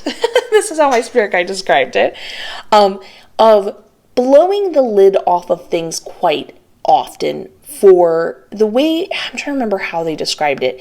It was something along the lines of you basically prevent people from keeping, they said you bring down impenetrable, again, somebody having a monopoly over something type of scenario. And you seem to very easily blast through it, disrupt it, which then enables other people to benefit from it. You're very good at, it's like you're naturally drawn to it and you're like, no, what about this? What about that? You should totally get into going to the Akashic Records as a side note, because the Akashic Records is information for everyone. And I think you'd be really down with that concept. It's actually something that I personally am very drawn to with the Akashic Records. That information is literally for any single person being anything. And the entire belief system when I have been in communication with the Akashic Records is that information should be shared and put out there. So I think you would be down with that. I'm just putting that out there. So anyways, going forward. So that is something very cool about you that I love. But definitely keep going with your instincts when you feel that it is being, you see, I'm trying to do this without being too specific. You know what? You understand what I'm meaning. Let me just move on. But this then leads to these two cards interacting going on over here, which is the Two of Swords in reverse and the Queen of Cups. And these have a very similar energy that you'll see what I mean in a second. When we look at this card upright, we see a horse waiting to take this individual. Once they've made their decision, they're deciding between two different things, which way are they going to go, between this and that. Once they've made that decision, that horse is ready to take you wherever you're going to go. My spirit guide said, basically the universe has this energy behind you where it's regularly ready and waiting to take you to the next place. And that whenever you make that decision, the universe is ready. So the only thing standing in your way when it comes to moving forward in life is you making a decision. Not saying that you're indecisive, not at all. With it being in reverse, it talks about when decisions need to be made, you make them. But it's something to think about if you are having a moment and saying, before I even contemplate my options, should I contemplate them? Something to consider is going forward in your life in your Akashic Records contract, because the universe is so waiting and really willing to take you to wherever you need to go next. The only thing standing in your way between the next thing you would like to experience is the moment of contemplation and then to make a decision, which you have no problem doing. So whenever you're in a position where you don't like your circumstance or you want something better or you think, could it be better? Yeah, it could. And all you need to do is say, well, I just need to make a decision. So I've questioned it. Now I will then look and contemplate my options, and then I will make my decision. Because the second I do, I get to go to the next life-changing circumstance. So this is something that can benefit you going forward whenever you would like to curb or change or improve things. You have an advantage here than most people, because when it comes to, and I'm going to try the best I can to simplify this idea, we are a bunch of moving components and ideas and things together. Sometimes people will experience one life event that's very similar to another, but the reason why one person might be experiencing is because maybe they're releasing karma, and that was in their contract for them to release that karma from a past life. For somebody else, it's because they wouldn't become the person they would be later today if they didn't experience that event.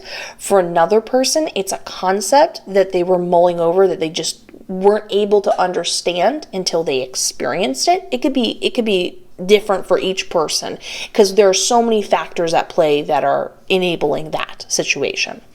So for you have basically the advantage that not everyone has, because sometimes when people are making decisions, it's like they make the decision, but there's still factors involved before they get to the next destination or make whatever their decision is to happen. For you only need to make the decision. It is a lot smoother of a process for you. And let me just double check one thing. My spirit guide said, I was just double checking some things. My spirit guide said, sometimes you'll need to figure something else out or have another factor involved. That's how they described it. They said, for the most part, you make a decision and the universe is taking you to the next position or place in your life type of thing.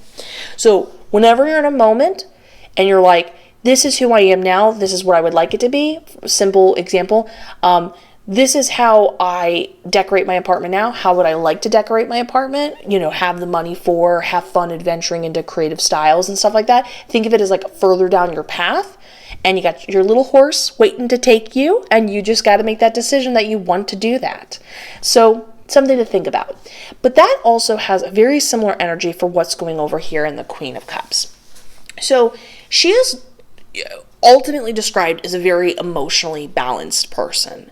The thing that's interesting about her that I don't feel like it's expressed enough is not every time, but sometimes she represents this idea of emotional balance through expression, as in, just because she's emotionally balanced doesn't mean she doesn't have her off days.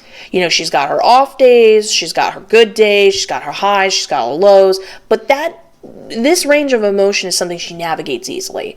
She's not afraid to express herself. She, in fact, to other people, while it might seem erratic that she sort of flows so intensely with her emotions, she's someone who isn't dealing with resentment because she is expressing it. She is someone that's fully living passionately because she's giving in fully into the idea and concept. So there's a lot of beauty to her expression. It's like emotional intelligence and balance, but that doesn't mean she doesn't have a range. You know what I mean? But something really interesting to consider over here is, if you notice, compared to other cards, usually she's sitting on some form of an ocean or a river or something like that. In this particular scenario, there's just a small little stream in front of her. My spirit guide said, you your emotional intelligence is that you reserve your emotions until you need to fully utilize them. I wonder if you're underestimated for this reason. My spirit guide said very. The way it's being like explained to me and shown to me is like there's sort of an element of you where you're sort of holding back. I know I just talked about free flowing, but we're going into this concept where you sort of hold back to yourself and you keep yourself a little reserved. And then when you need to dabble in and fully extend that stream into an ocean underneath you and explore all of your emotions, take everything in. Obviously, this is not someone just navigating her own well-being. She's thinking of all the options and concepts and what could be, and she's having, empathy and whatever. But then there's this emotional intelligence that after she's figured out whatever she needs to figure out by exercising this, she makes the ocean back to a stream and she sort of conserves herself. That's very much the energy I have going on in both cards talking about you now and this benefit you have is that don't underestimate if you're someone that needs to conserve themselves until a decision needs to be made. Conserve yourself until you need to exercise your emotions. If there's ever, I'm kind of almost getting this idea that there might have been times, let me just verify this. My spirit guide said I can say it, that you might have been like, am I broken? Is something wrong with me? And there isn't. Everybody processes differently. Just because you take your time when you need to explore those parts of yourself doesn't mean you are without them. Doesn't mean you are without emotions, without contemplation, things like that.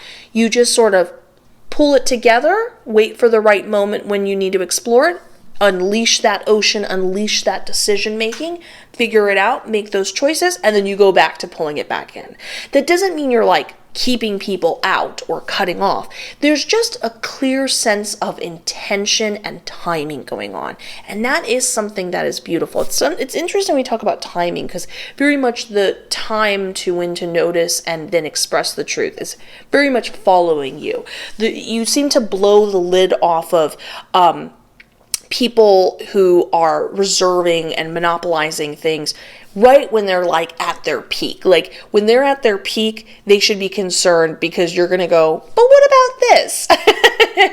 So you have impeccable timing. And because that's the case, sometimes that means waiting until the last possible time or waiting or going so early other people can't comprehend it yet. And when I say waiting until the last possible time, you might take a while before you make a decision. And that's not something you should judge about yourself because your Akashic Records is showing this is fully intention filled.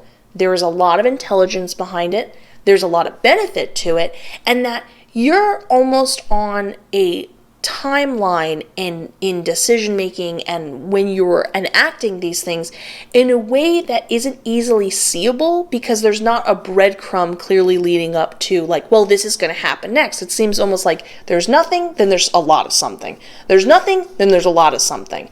And that's beautiful. First of all, I do want to say that does benefit the world because when we talk about everyone being different and that, positively influencing and affecting one another, it's a good thing that we're all different and we can show this thing to people.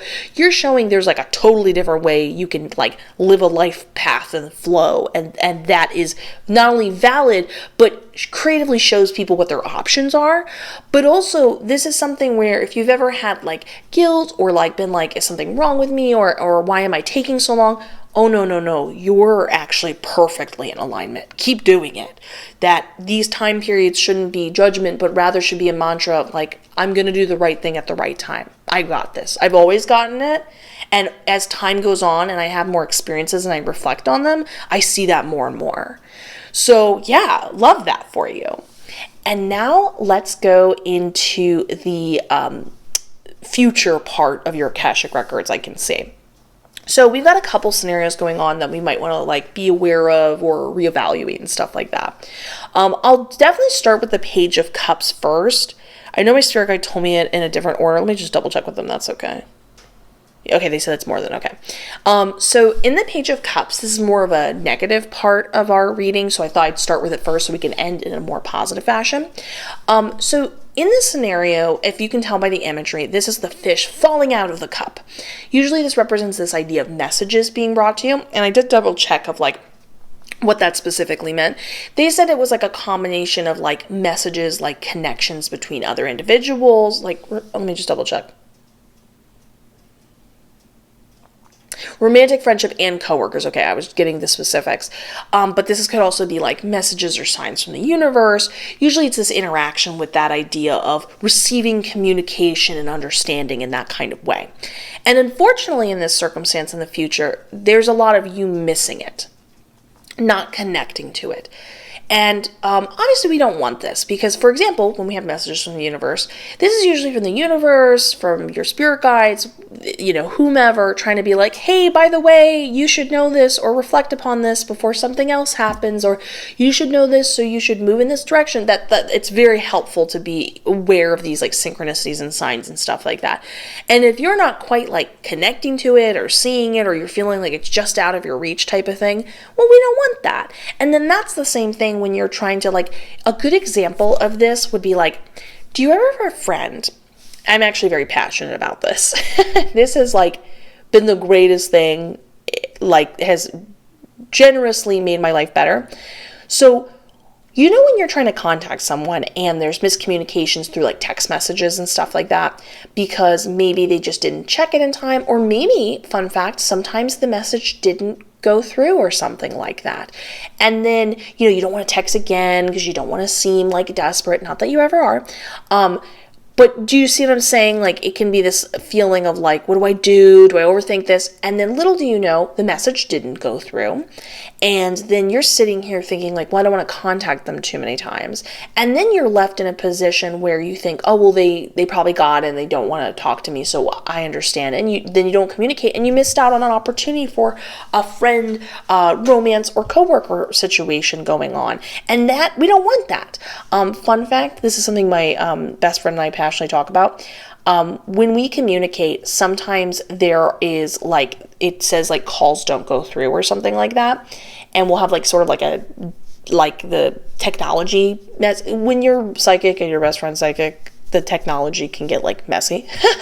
So we are unashamedly, like, we will text each other several times and being like, by the way, I called, like, but then there's also the space of like, if you don't want to answer me for a while, that's fine. I'm just letting you know. I'm just trying to make sure the message got to you that I called. And that way, her and I never have embarrassment about that, but we also then successfully, like, before we had this communication, sometimes like she would call and I didn't realize she called for like a week, and I'd be like, oh, I haven't heard from her or something like that. And now it's like I'll get text messages and vice versa, me to her, and it's like, oh, I see that you did call. I see that you left a text message that you called. So I do highly recommend being in that sort of open communication with anyone in that way. So this is something that needs to be healed, though. This is something you would want to actively change in your contract and change so you don't deal with this. This is not something you would want to experience. You can experience this, like I always talk about in my intuition training course, going straight to the spirit realm and saying with the intention, I'd like to go see this part of my karmic contract. Can we please change this? Let me see if there's anything else you can specifically do. Let me look into this specifically.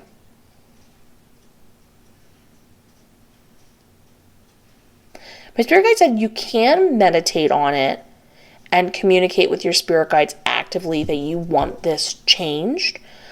Even if you are not on the other end at a perception level in your abilities. Again, easiest perception is just going straight to the spirit realm. But even if you can't hear them or you're like not aware of what's going on, if you're just deep in meditation and being like, can you go change that? And then you just kind of sit in it as if, they're changing the contract. That would be a good example. Of another example of healing on it, and like really meditating and putting your energy towards that. So that's just a straight up, you want to deal with that type of scenario. But then we have the King of Swords, which is a little bit different. In the King of Swords in reverse, this is something that's going to naturally happen but being aware of it will make the process easier.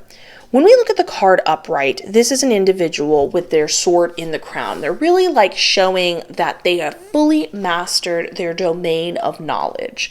And this shows you kind of hitting a peak, if you will, a plateau, where you're really in your know-how of information and ideas, and you're good at what you do kind of thing. This is somebody who's very quick with responses and knowing what to do next and so on and so forth. But unfortunately, you do hit a point where it's sort of like you're not, at first you're enjoying that you're that way, but then you realize you're struggling to know more. And you might even become self-aware of it and feel concerned that it's been a while since you've had a flow of new knowledge coming your way. And well, I'm happy to say naturally that's going to work itself out. And you might say, how does that work itself out? You hit a point where you go from being like, man, I know all that I need to know on this subject. I've got this. And you go through a time period where you're just enjoying it. But once you start to realize there is this plateau and you kind of maybe have like a little bit of like an identity crisis, if you will, let me just double check that. My star guide's like, that's absolutely correct. They will have an identity crisis. Let me just triple check. My star guide's like, you're hearing me correctly. You're going to eventually have this like epiphany. And this is something you can like, even if you want to epiphanize now. Can they do that now? My star guide was like, of course they can. But you kind of hit this point where you're like, you know what? Technically, no matter how much I know on this subject, there will still always be more. There will always be more layers. There will always be deeper consciousness. This is something we actually talk about deeply in my meditation course. There's always something where even when I think I know everything, there is always even more to that.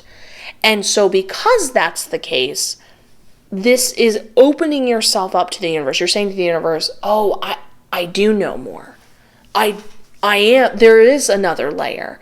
And basically that removes the blockage, if you will. I wouldn't say you're blocked at this time. Oh, my spirit guide's saying, yes, you are. My spirit guide's like, yes, they are. But this removes that blockage.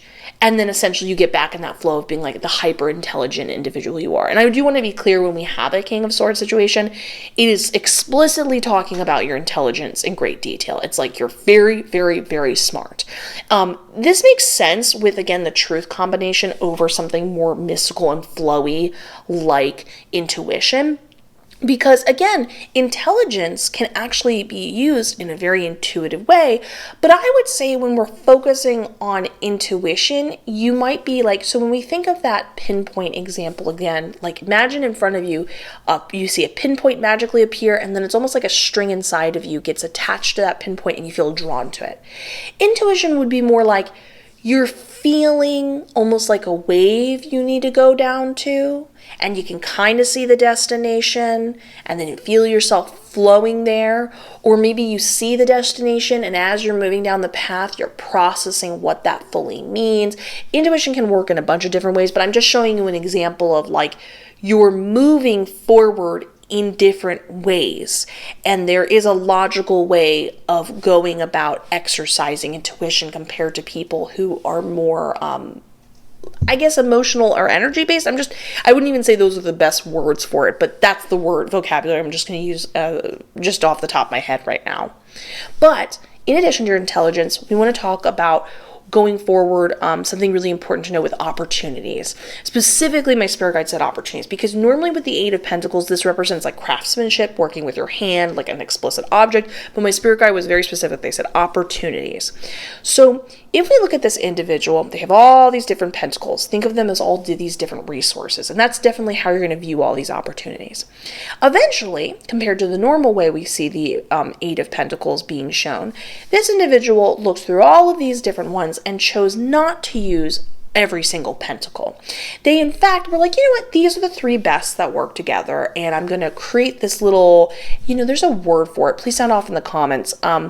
It's the thing in, I bet you this is in like, when people study architecture for like columns and there's like different names for it and stuff, the thing that sort of like looks like a decorative mantle above like a doorway or like a column situation, and it would be like a little headdress piece. That's what it kind of makes me think of. So if you can think of what it's named, let me know in the comments below.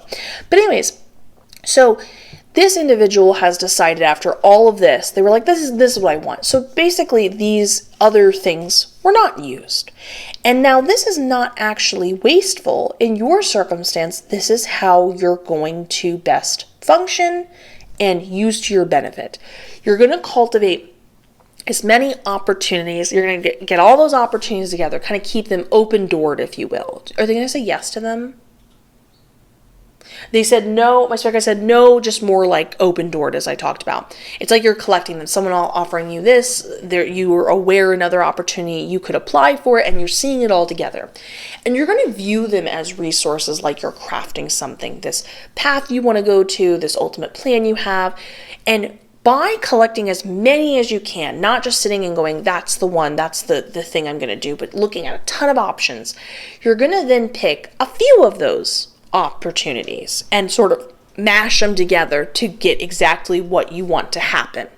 So this is you realizing that the best way to fine-tune where you're going to go, or what you would like to do, or how you would like things to work out, specifically opportunity-based and paths and stuff like that, is you are going to go, how many things can I say yes to, or not say yes to, how many things can I look at as my options?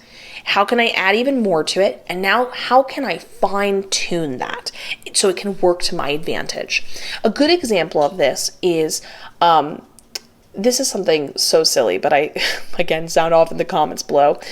But I remember I found it very inspiring when back in the day, Avril Lavigne, not Avril Lavigne now, but I'm talking back in the day when like Complicated and stuff like that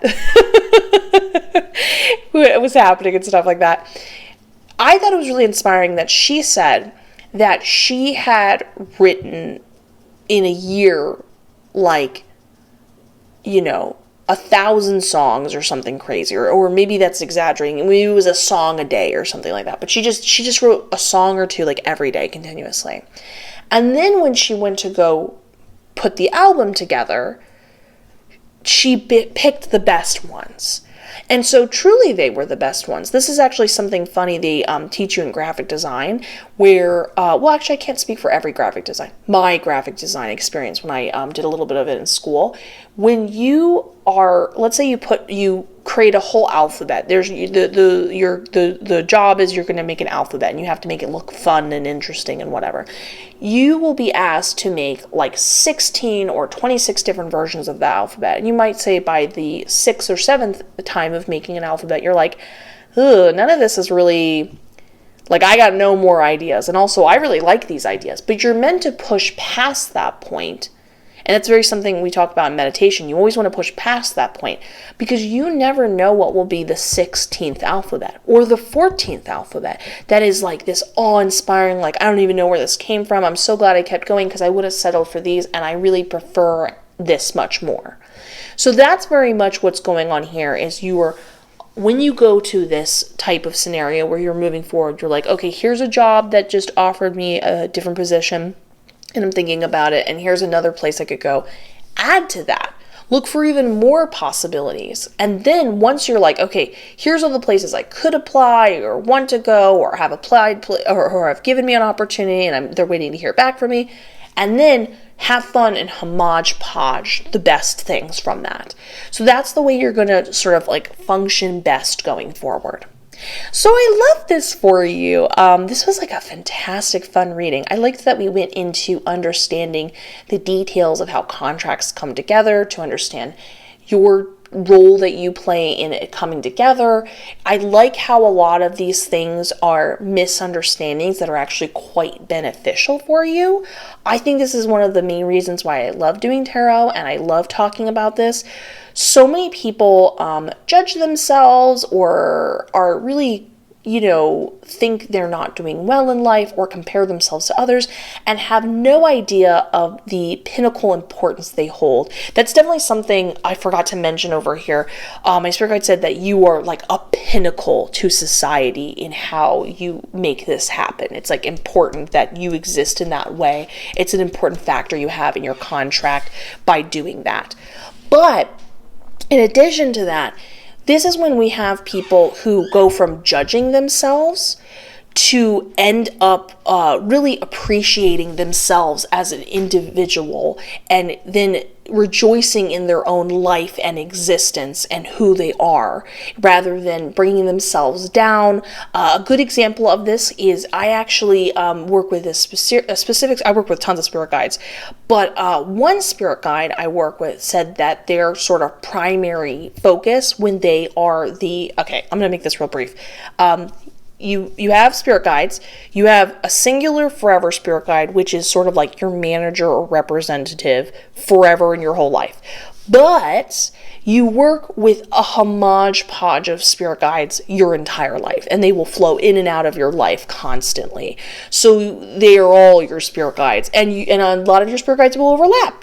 A spirit guide you might only work with one time might be someone else's forever spirit guide, so on and so forth. But this one spirit guide I work with, when they are the forever spirit guide of individuals, they tend to be, or always, I'm going to just verify with the spirit guide.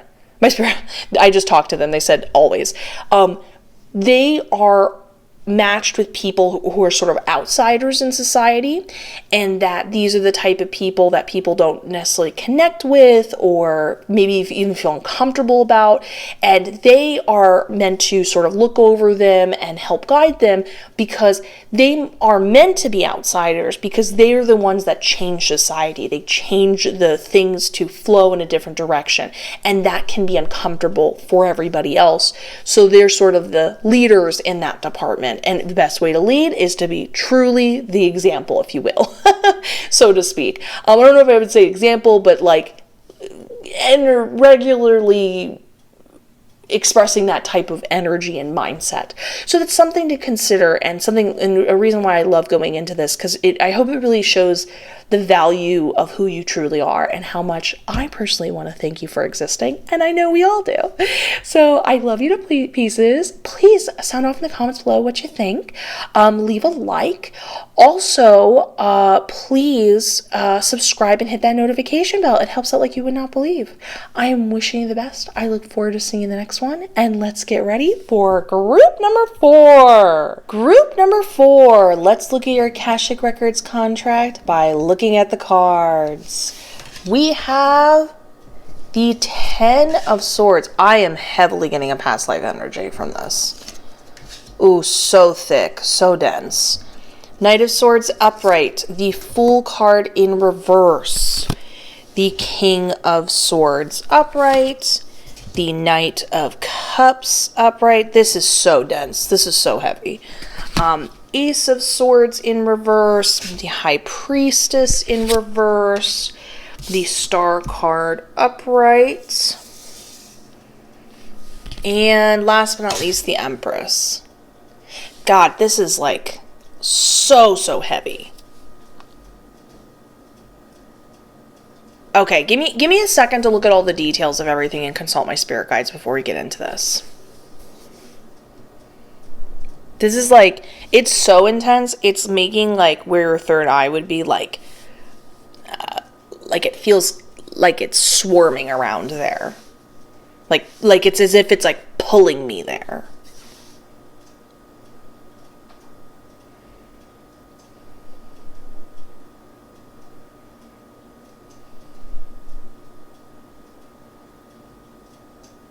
Yeah, see, I knew it. Okay.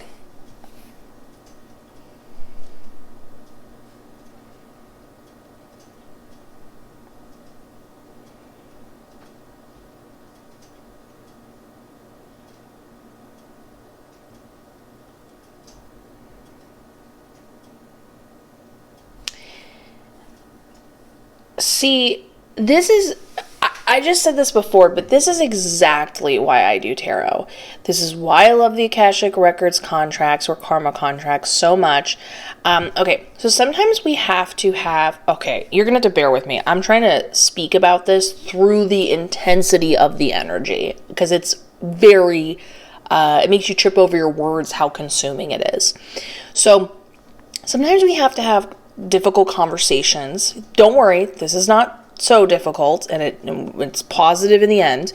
But we talk about certain things in order to prevent them, or heal them, or change them. Everything's got a solution. Everything's got an answer. Do not worry about that. So in the Akashic Records, it's so helpful because like in tarot, when we look forward into the future and we go, ooh, I don't love that, and then we pre-learn the lesson, we pre-understand it, we can just save ourselves from that grief, right? Who doesn't love that? This also can take away the negative association with seeing something like that, because you can be like, well, I want to know so I can change it before it happens and then not have it happen. In the Akashic Records, you can look into the future, which we will be talking about, and do the same. You can heal the future, which we will be talking about. But it's also good to know, because when we look at the Akashic Records, you also get to look at the past and see why decisions get made. Now, when you are creating your contract with other beings and you're putting it all together, I want to be clear, because free will is absolute. You are part of the process of making your contract. Many factors come into regards, and one of those heavy ones are what you were in the past life, what you did in the past life. Sometimes you're releasing karma, but sometimes, and this is still within that same regard, there were things you didn't learn lessons or you couldn't let go of, and in that way, you wanted to work them out into another lifetime. You wanted to figure it out, understand it better, and that type of idea. So, this is great to know. Keep in mind, it's not only that. Sometimes you're showing up into a lifetime because you're just like, I want to have fun and do X, Y, and Z. And then you're like, I want that in my contract. So it can be, it's a hodgepodge of things. But it's really good to talk about that, because we can then deal with that, heal that, and then no longer have to deal with life lessons, karmically working it out. Because fun fact, when you are living life, sometimes you are going through things to karmically work it out. Not all the time is it negative. Sometimes it's just the way you interact with people. It has such a variation of emotions or outcomes and stuff like that. But in that regard, you can actually go. This is why I'm very passionate about my intuition training course. You can go to the intuition training course and you can go to the spirit realm. And when you go to the spirit realm, you can learn about these things. You can cross over past lives. And you're basically saying to the universe, I'd like to speed up this process. Instead of spending years working out a few lessons, I'm going to just go to the spirit realm for 10 minutes and clear 1,000. And yes, you can do that. You can do a ton at a time. If the lessons are similar or whatever pops up, it's not necessarily a race, but the point I'm saying is you can just really expedite a lot of stuff. This is why I'm so passionate about talking about going to the spirit realm. You can just expedite so much stuff. I cannot recommend it enough. This is why I talk about it all the time. But anyways, let's get into your card reading and where that comes into fashion now that you understand that. So here is your past life, a very important one. How it's affecting you now and what you've incorporated into the contract, and where it's going to go and what we would like to change. So, I'm specifically being shown you as a leader. In some situations, it was a leader you were famous. I was asking if it was everyone. I was told no, in many regards, but not all of them. So in some regards, you were a head leader, what would be a king or a queen or some sort of that type of leader. Oh, hold on, my spirit guide's saying something. Oh, my spirit guide's correcting me. They said, no, not a king or a queen, but you would be very well known. In some regards, whether you were known or not, you were maybe a head general of an army or something like that type of thing. But whatever it may be, you were leading other people. Now, even though this imagery here is medieval, I'm going to just double check one thing. Yeah, my spirit guide said it was never medieval based. I just want to be clear about that. I know we're looking at pictures and our brain associates that, so just want to be clear about that. So here's the thing. Let's start here. You were a pretty compelling individual.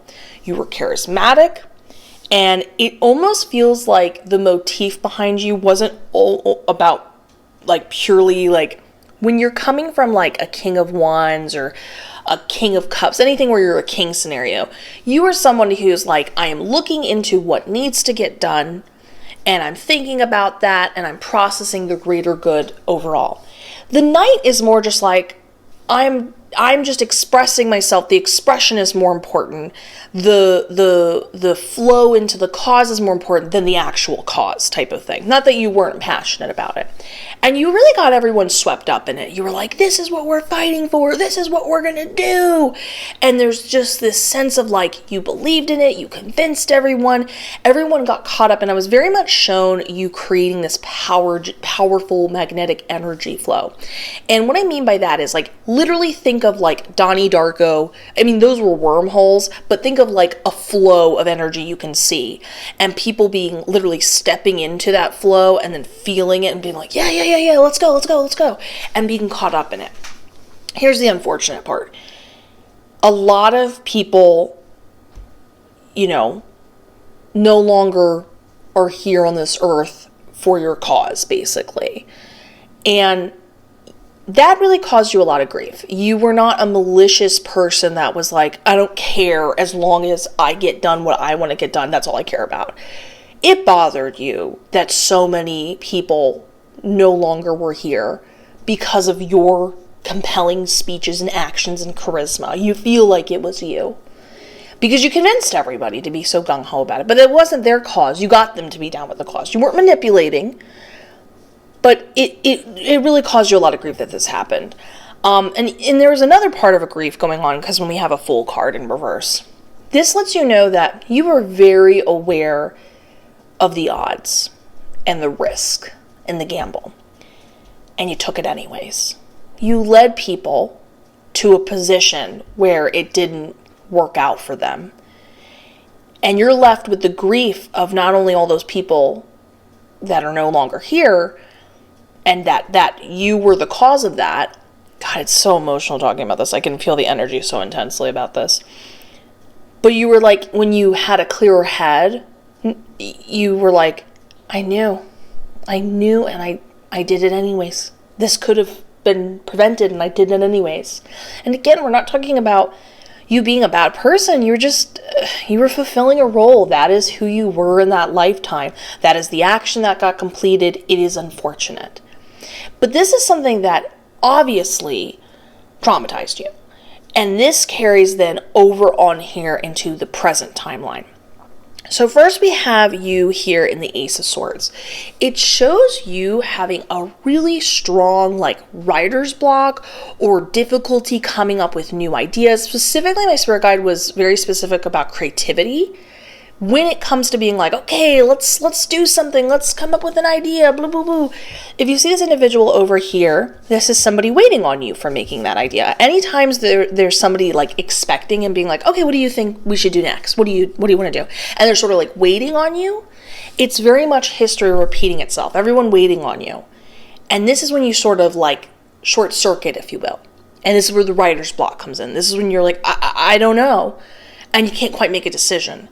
Because there's some part of you that's like, last time I made a decision, wow, I can feel, it's almost like the energy is still intense, but it's like it's being processed now. I can feel the energy processing itself. There's a part of you that's like, when I made a decision before for everyone, that didn't turn out good. I don't know if I want that grief again. I don't want to make the wrong one. And this is where we get to have a bit of understanding where you're coming from when you're in that headspace. Again, how you're affected by this. Don't worry, we're gonna talk about healing this, because we can heal this in order to change this, but keep that in mind. Same thing over here with the Knight of Cups, another knight.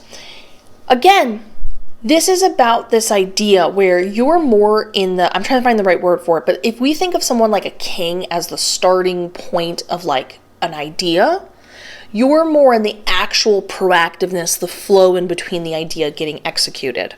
So, in the Knight of Cups, you're much more connected in this lifetime to connecting to people.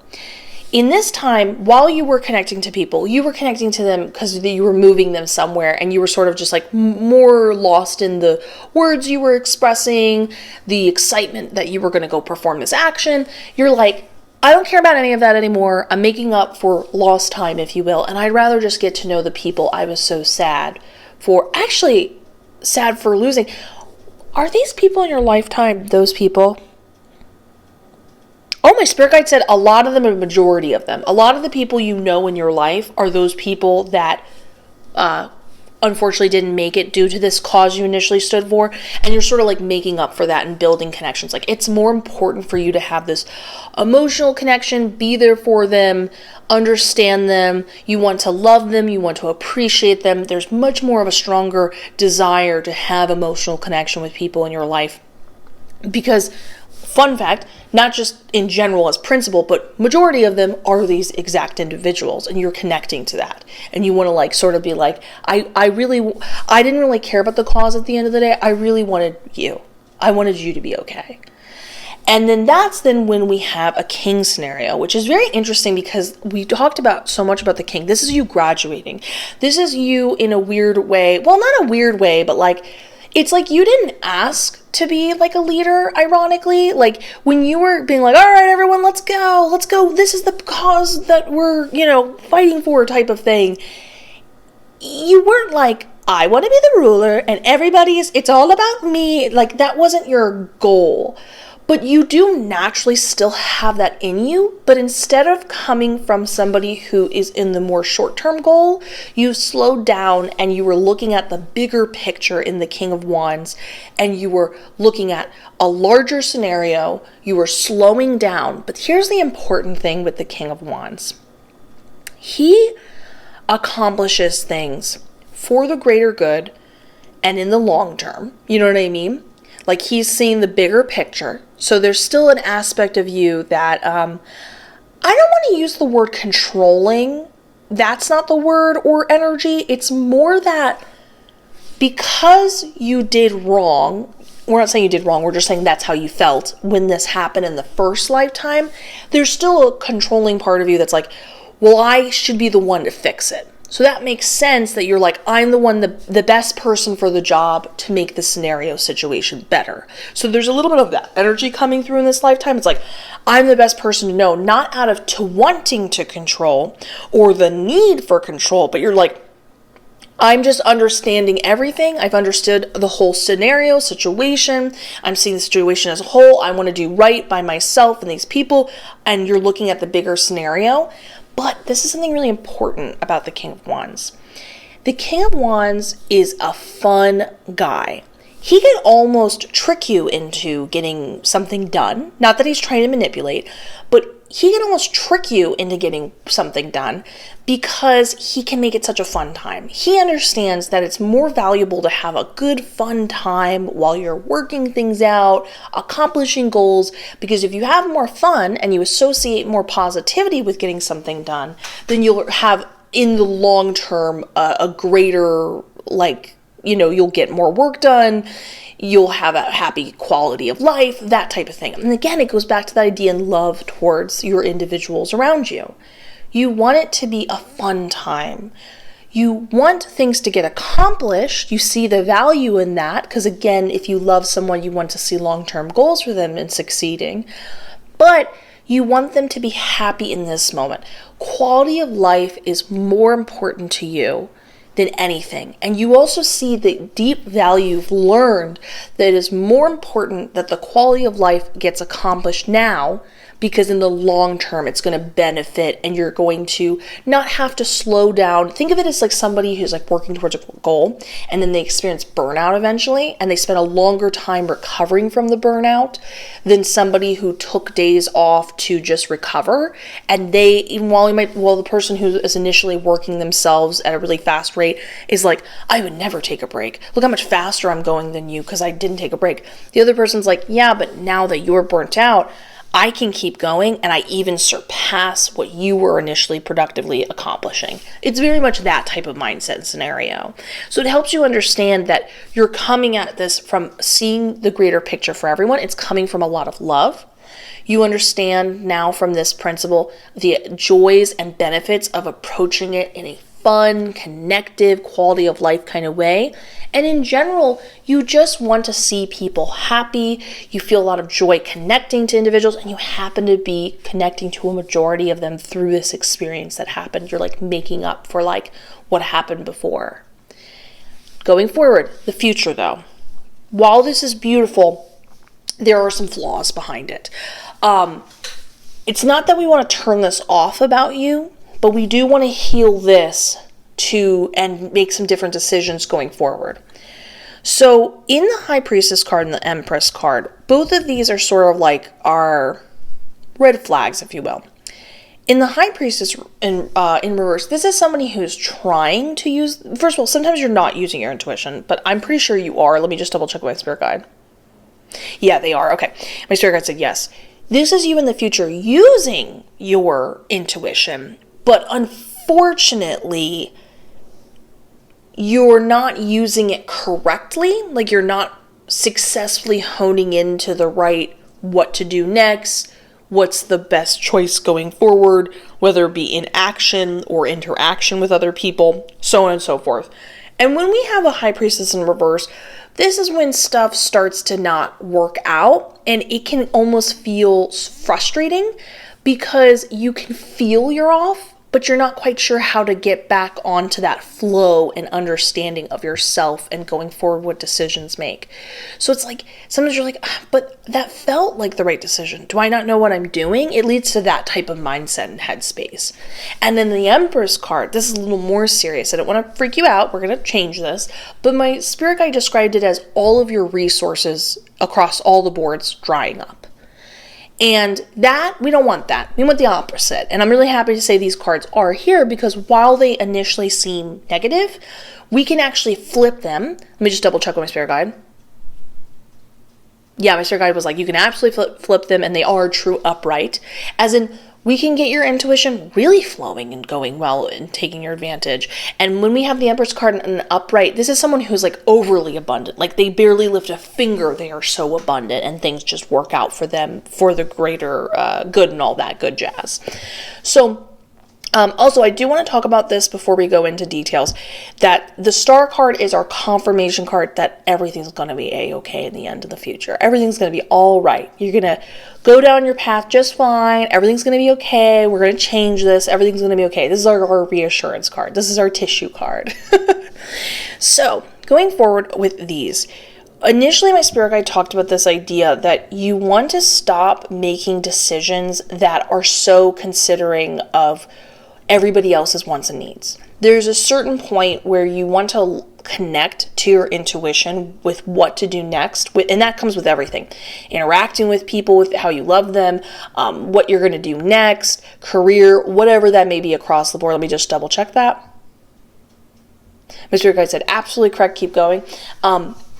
So when you are making decisions, you're not coming from the motivation that you're making it for consideration of other people, but you're only making it for the intuition. As in, sometimes what is the best thing to do is not about anybody else other than the intuition itself, as in, the right decision might not be best for everyone, or might even hurt someone's feelings, but it is still the best decision going forward, and then the long term is going to benefit you. Because not only in this lesson are we understanding, and this is important to understand, not only are we understanding where it could lead, but there's an imbalance going on here. Yes, it's very romantic in notion that you want to reconnect with all these people and make up for decisions you're making, but there can be an imbalance in trying to overcompensate for it. First of all, fun fact, this is why we clear past lives, because even though this did happen, I know this is going to sound a little kind of a little bit too detached or sound almost unsympathetic. It's not meant to be, it's just the truth. You are meant to live your life as you want to be, not influenced by these past lives. Who are you without this? Because let's say delete this from the narrative. Who are you now? What do you want to do? Think about that. It doesn't mean you can't still connect to people, and that doesn't mean you can't still love fun and stuff like that, because that might be who you are in this lifetime. I want to be clear about that. But we're not meant to constantly be reenacting the past, because at some point this was new in the many lifetimes you've lived. This was new. This was you not following other things and, wait, let me just double check with Spirit Guide. My Spirit Guide was like, they were a little being influenced by the past to make this decision. Oh my goodness. But in order for things to end the cycle, we clear it out. And we don't have that type of influence. So on one hand, it's really loving, you're connecting and wonderful. But the reason why you want to connect to making decisions through your intuition, through just what's the intuitive best thing to do, not considering other people's feelings and letting it fall to the ground of like whatever it is. Like, it could be beneficial for other people, but it also might not be. It could be great for you and hurt someone else's feelings, or it could not be, and it could benefit and lift both of you up and be a happy, fun time. Whatever it may be, you're connecting more to yourself as an identity rather than this constant narrative you're allowing to repeat in your life and you need to free yourself from. That's the major thing happening here. And that also leads to this, by the way. So this is just like the two are one and the same. Like, if you're over giving your emotions, you got nothing else left to give, because you're not meant to see it as something you're fulfilling for other people. Your job isn't for other people. People are all in charge of their own stuff. And what starts off as positive intentions and connections and emotions, in the long term, you'll have it reflect back to the universe, will reflect back to you of being like, you're not making good decisions. You're running out of your own self-care and space. And we can change that by putting your self-care first, by putting your intuition first. You can still have good intentions, but this is what's these things we just went over is what's going to change these into being a much more positive situation for you in the long run, being free of this karmic cycle, as well as simultaneously with everyone else. Like, people will you'll have friends and connections and benefits and all that good jazz. In addition to that, we want to heal this over here, right over here. So I have a whole video on my YouTube talking about past lives and talking about crossing them over and everything like that. I also highly recommend just going into the spirit realm. If you're familiar with that, I have an intuition training course you can check out in the description below. Talks about going to the spirit realm and everything like that. When you go to the spirit realm, you go with the intention that you want to specifically clear out this past life or any others that relate or are helpful in the situation. I talk about the process in those regards. You cross them over. You go through the process. And you can also do this through meditation, where you go deep into meditation, and your intention, again, is to cross this over. You can ask spirit guides to help. I do recommend spirit realm traveling. It's the most clearest, comprehensible way to understand like what's happening and mentally be like, oh, I did it. I crossed it over. But here are just some examples for you for doing that. Let me just double check one more thing. No, okay, I asked my spirit guide if you can just ask them, hey, can you clear it? And they said, no, you have to experience it. So those are your two options. Meditation, go request this to be cleared out and be deep in meditation with that, or go to the spirit realm and you want to cross this over. You want to heal this, get this out of your life, and change those things so that you can switch these, you can think better, not be influenced by that anymore. And while you can still be emotionally connecting to people and you can be having fun and being on this different intelligent wavelength, advancing past just initial in the moment present instincts and more seeing the greater picture as a whole, you don't let that become something where you're overly giving yourself in a way to other people and like choices and decisions for others without putting just the clear idea of not just you first, but like intuition itself first, abundance itself first in that kind of way. So I love this. This is really beautiful. It's super heartfelt, but it does talk about ultimately how we can change things for the better for you and understand why things are happening the way they are now. I hope this opened your mind a little more to the universe and how it's all interconnected and your importance in this world. I'm excited we could change this for the better and better understand you and the heroic decisions you're making and stuff like that. And yeah, please sound off what you think in the comments below. Leave a like, subscribe, hit that notification bell. It helps out like you would not believe. I am wish you the best. I look forward to seeing you in the next one. And it's the end. I'll see you in the next one. Have a nice day. Bye. Wish you the best.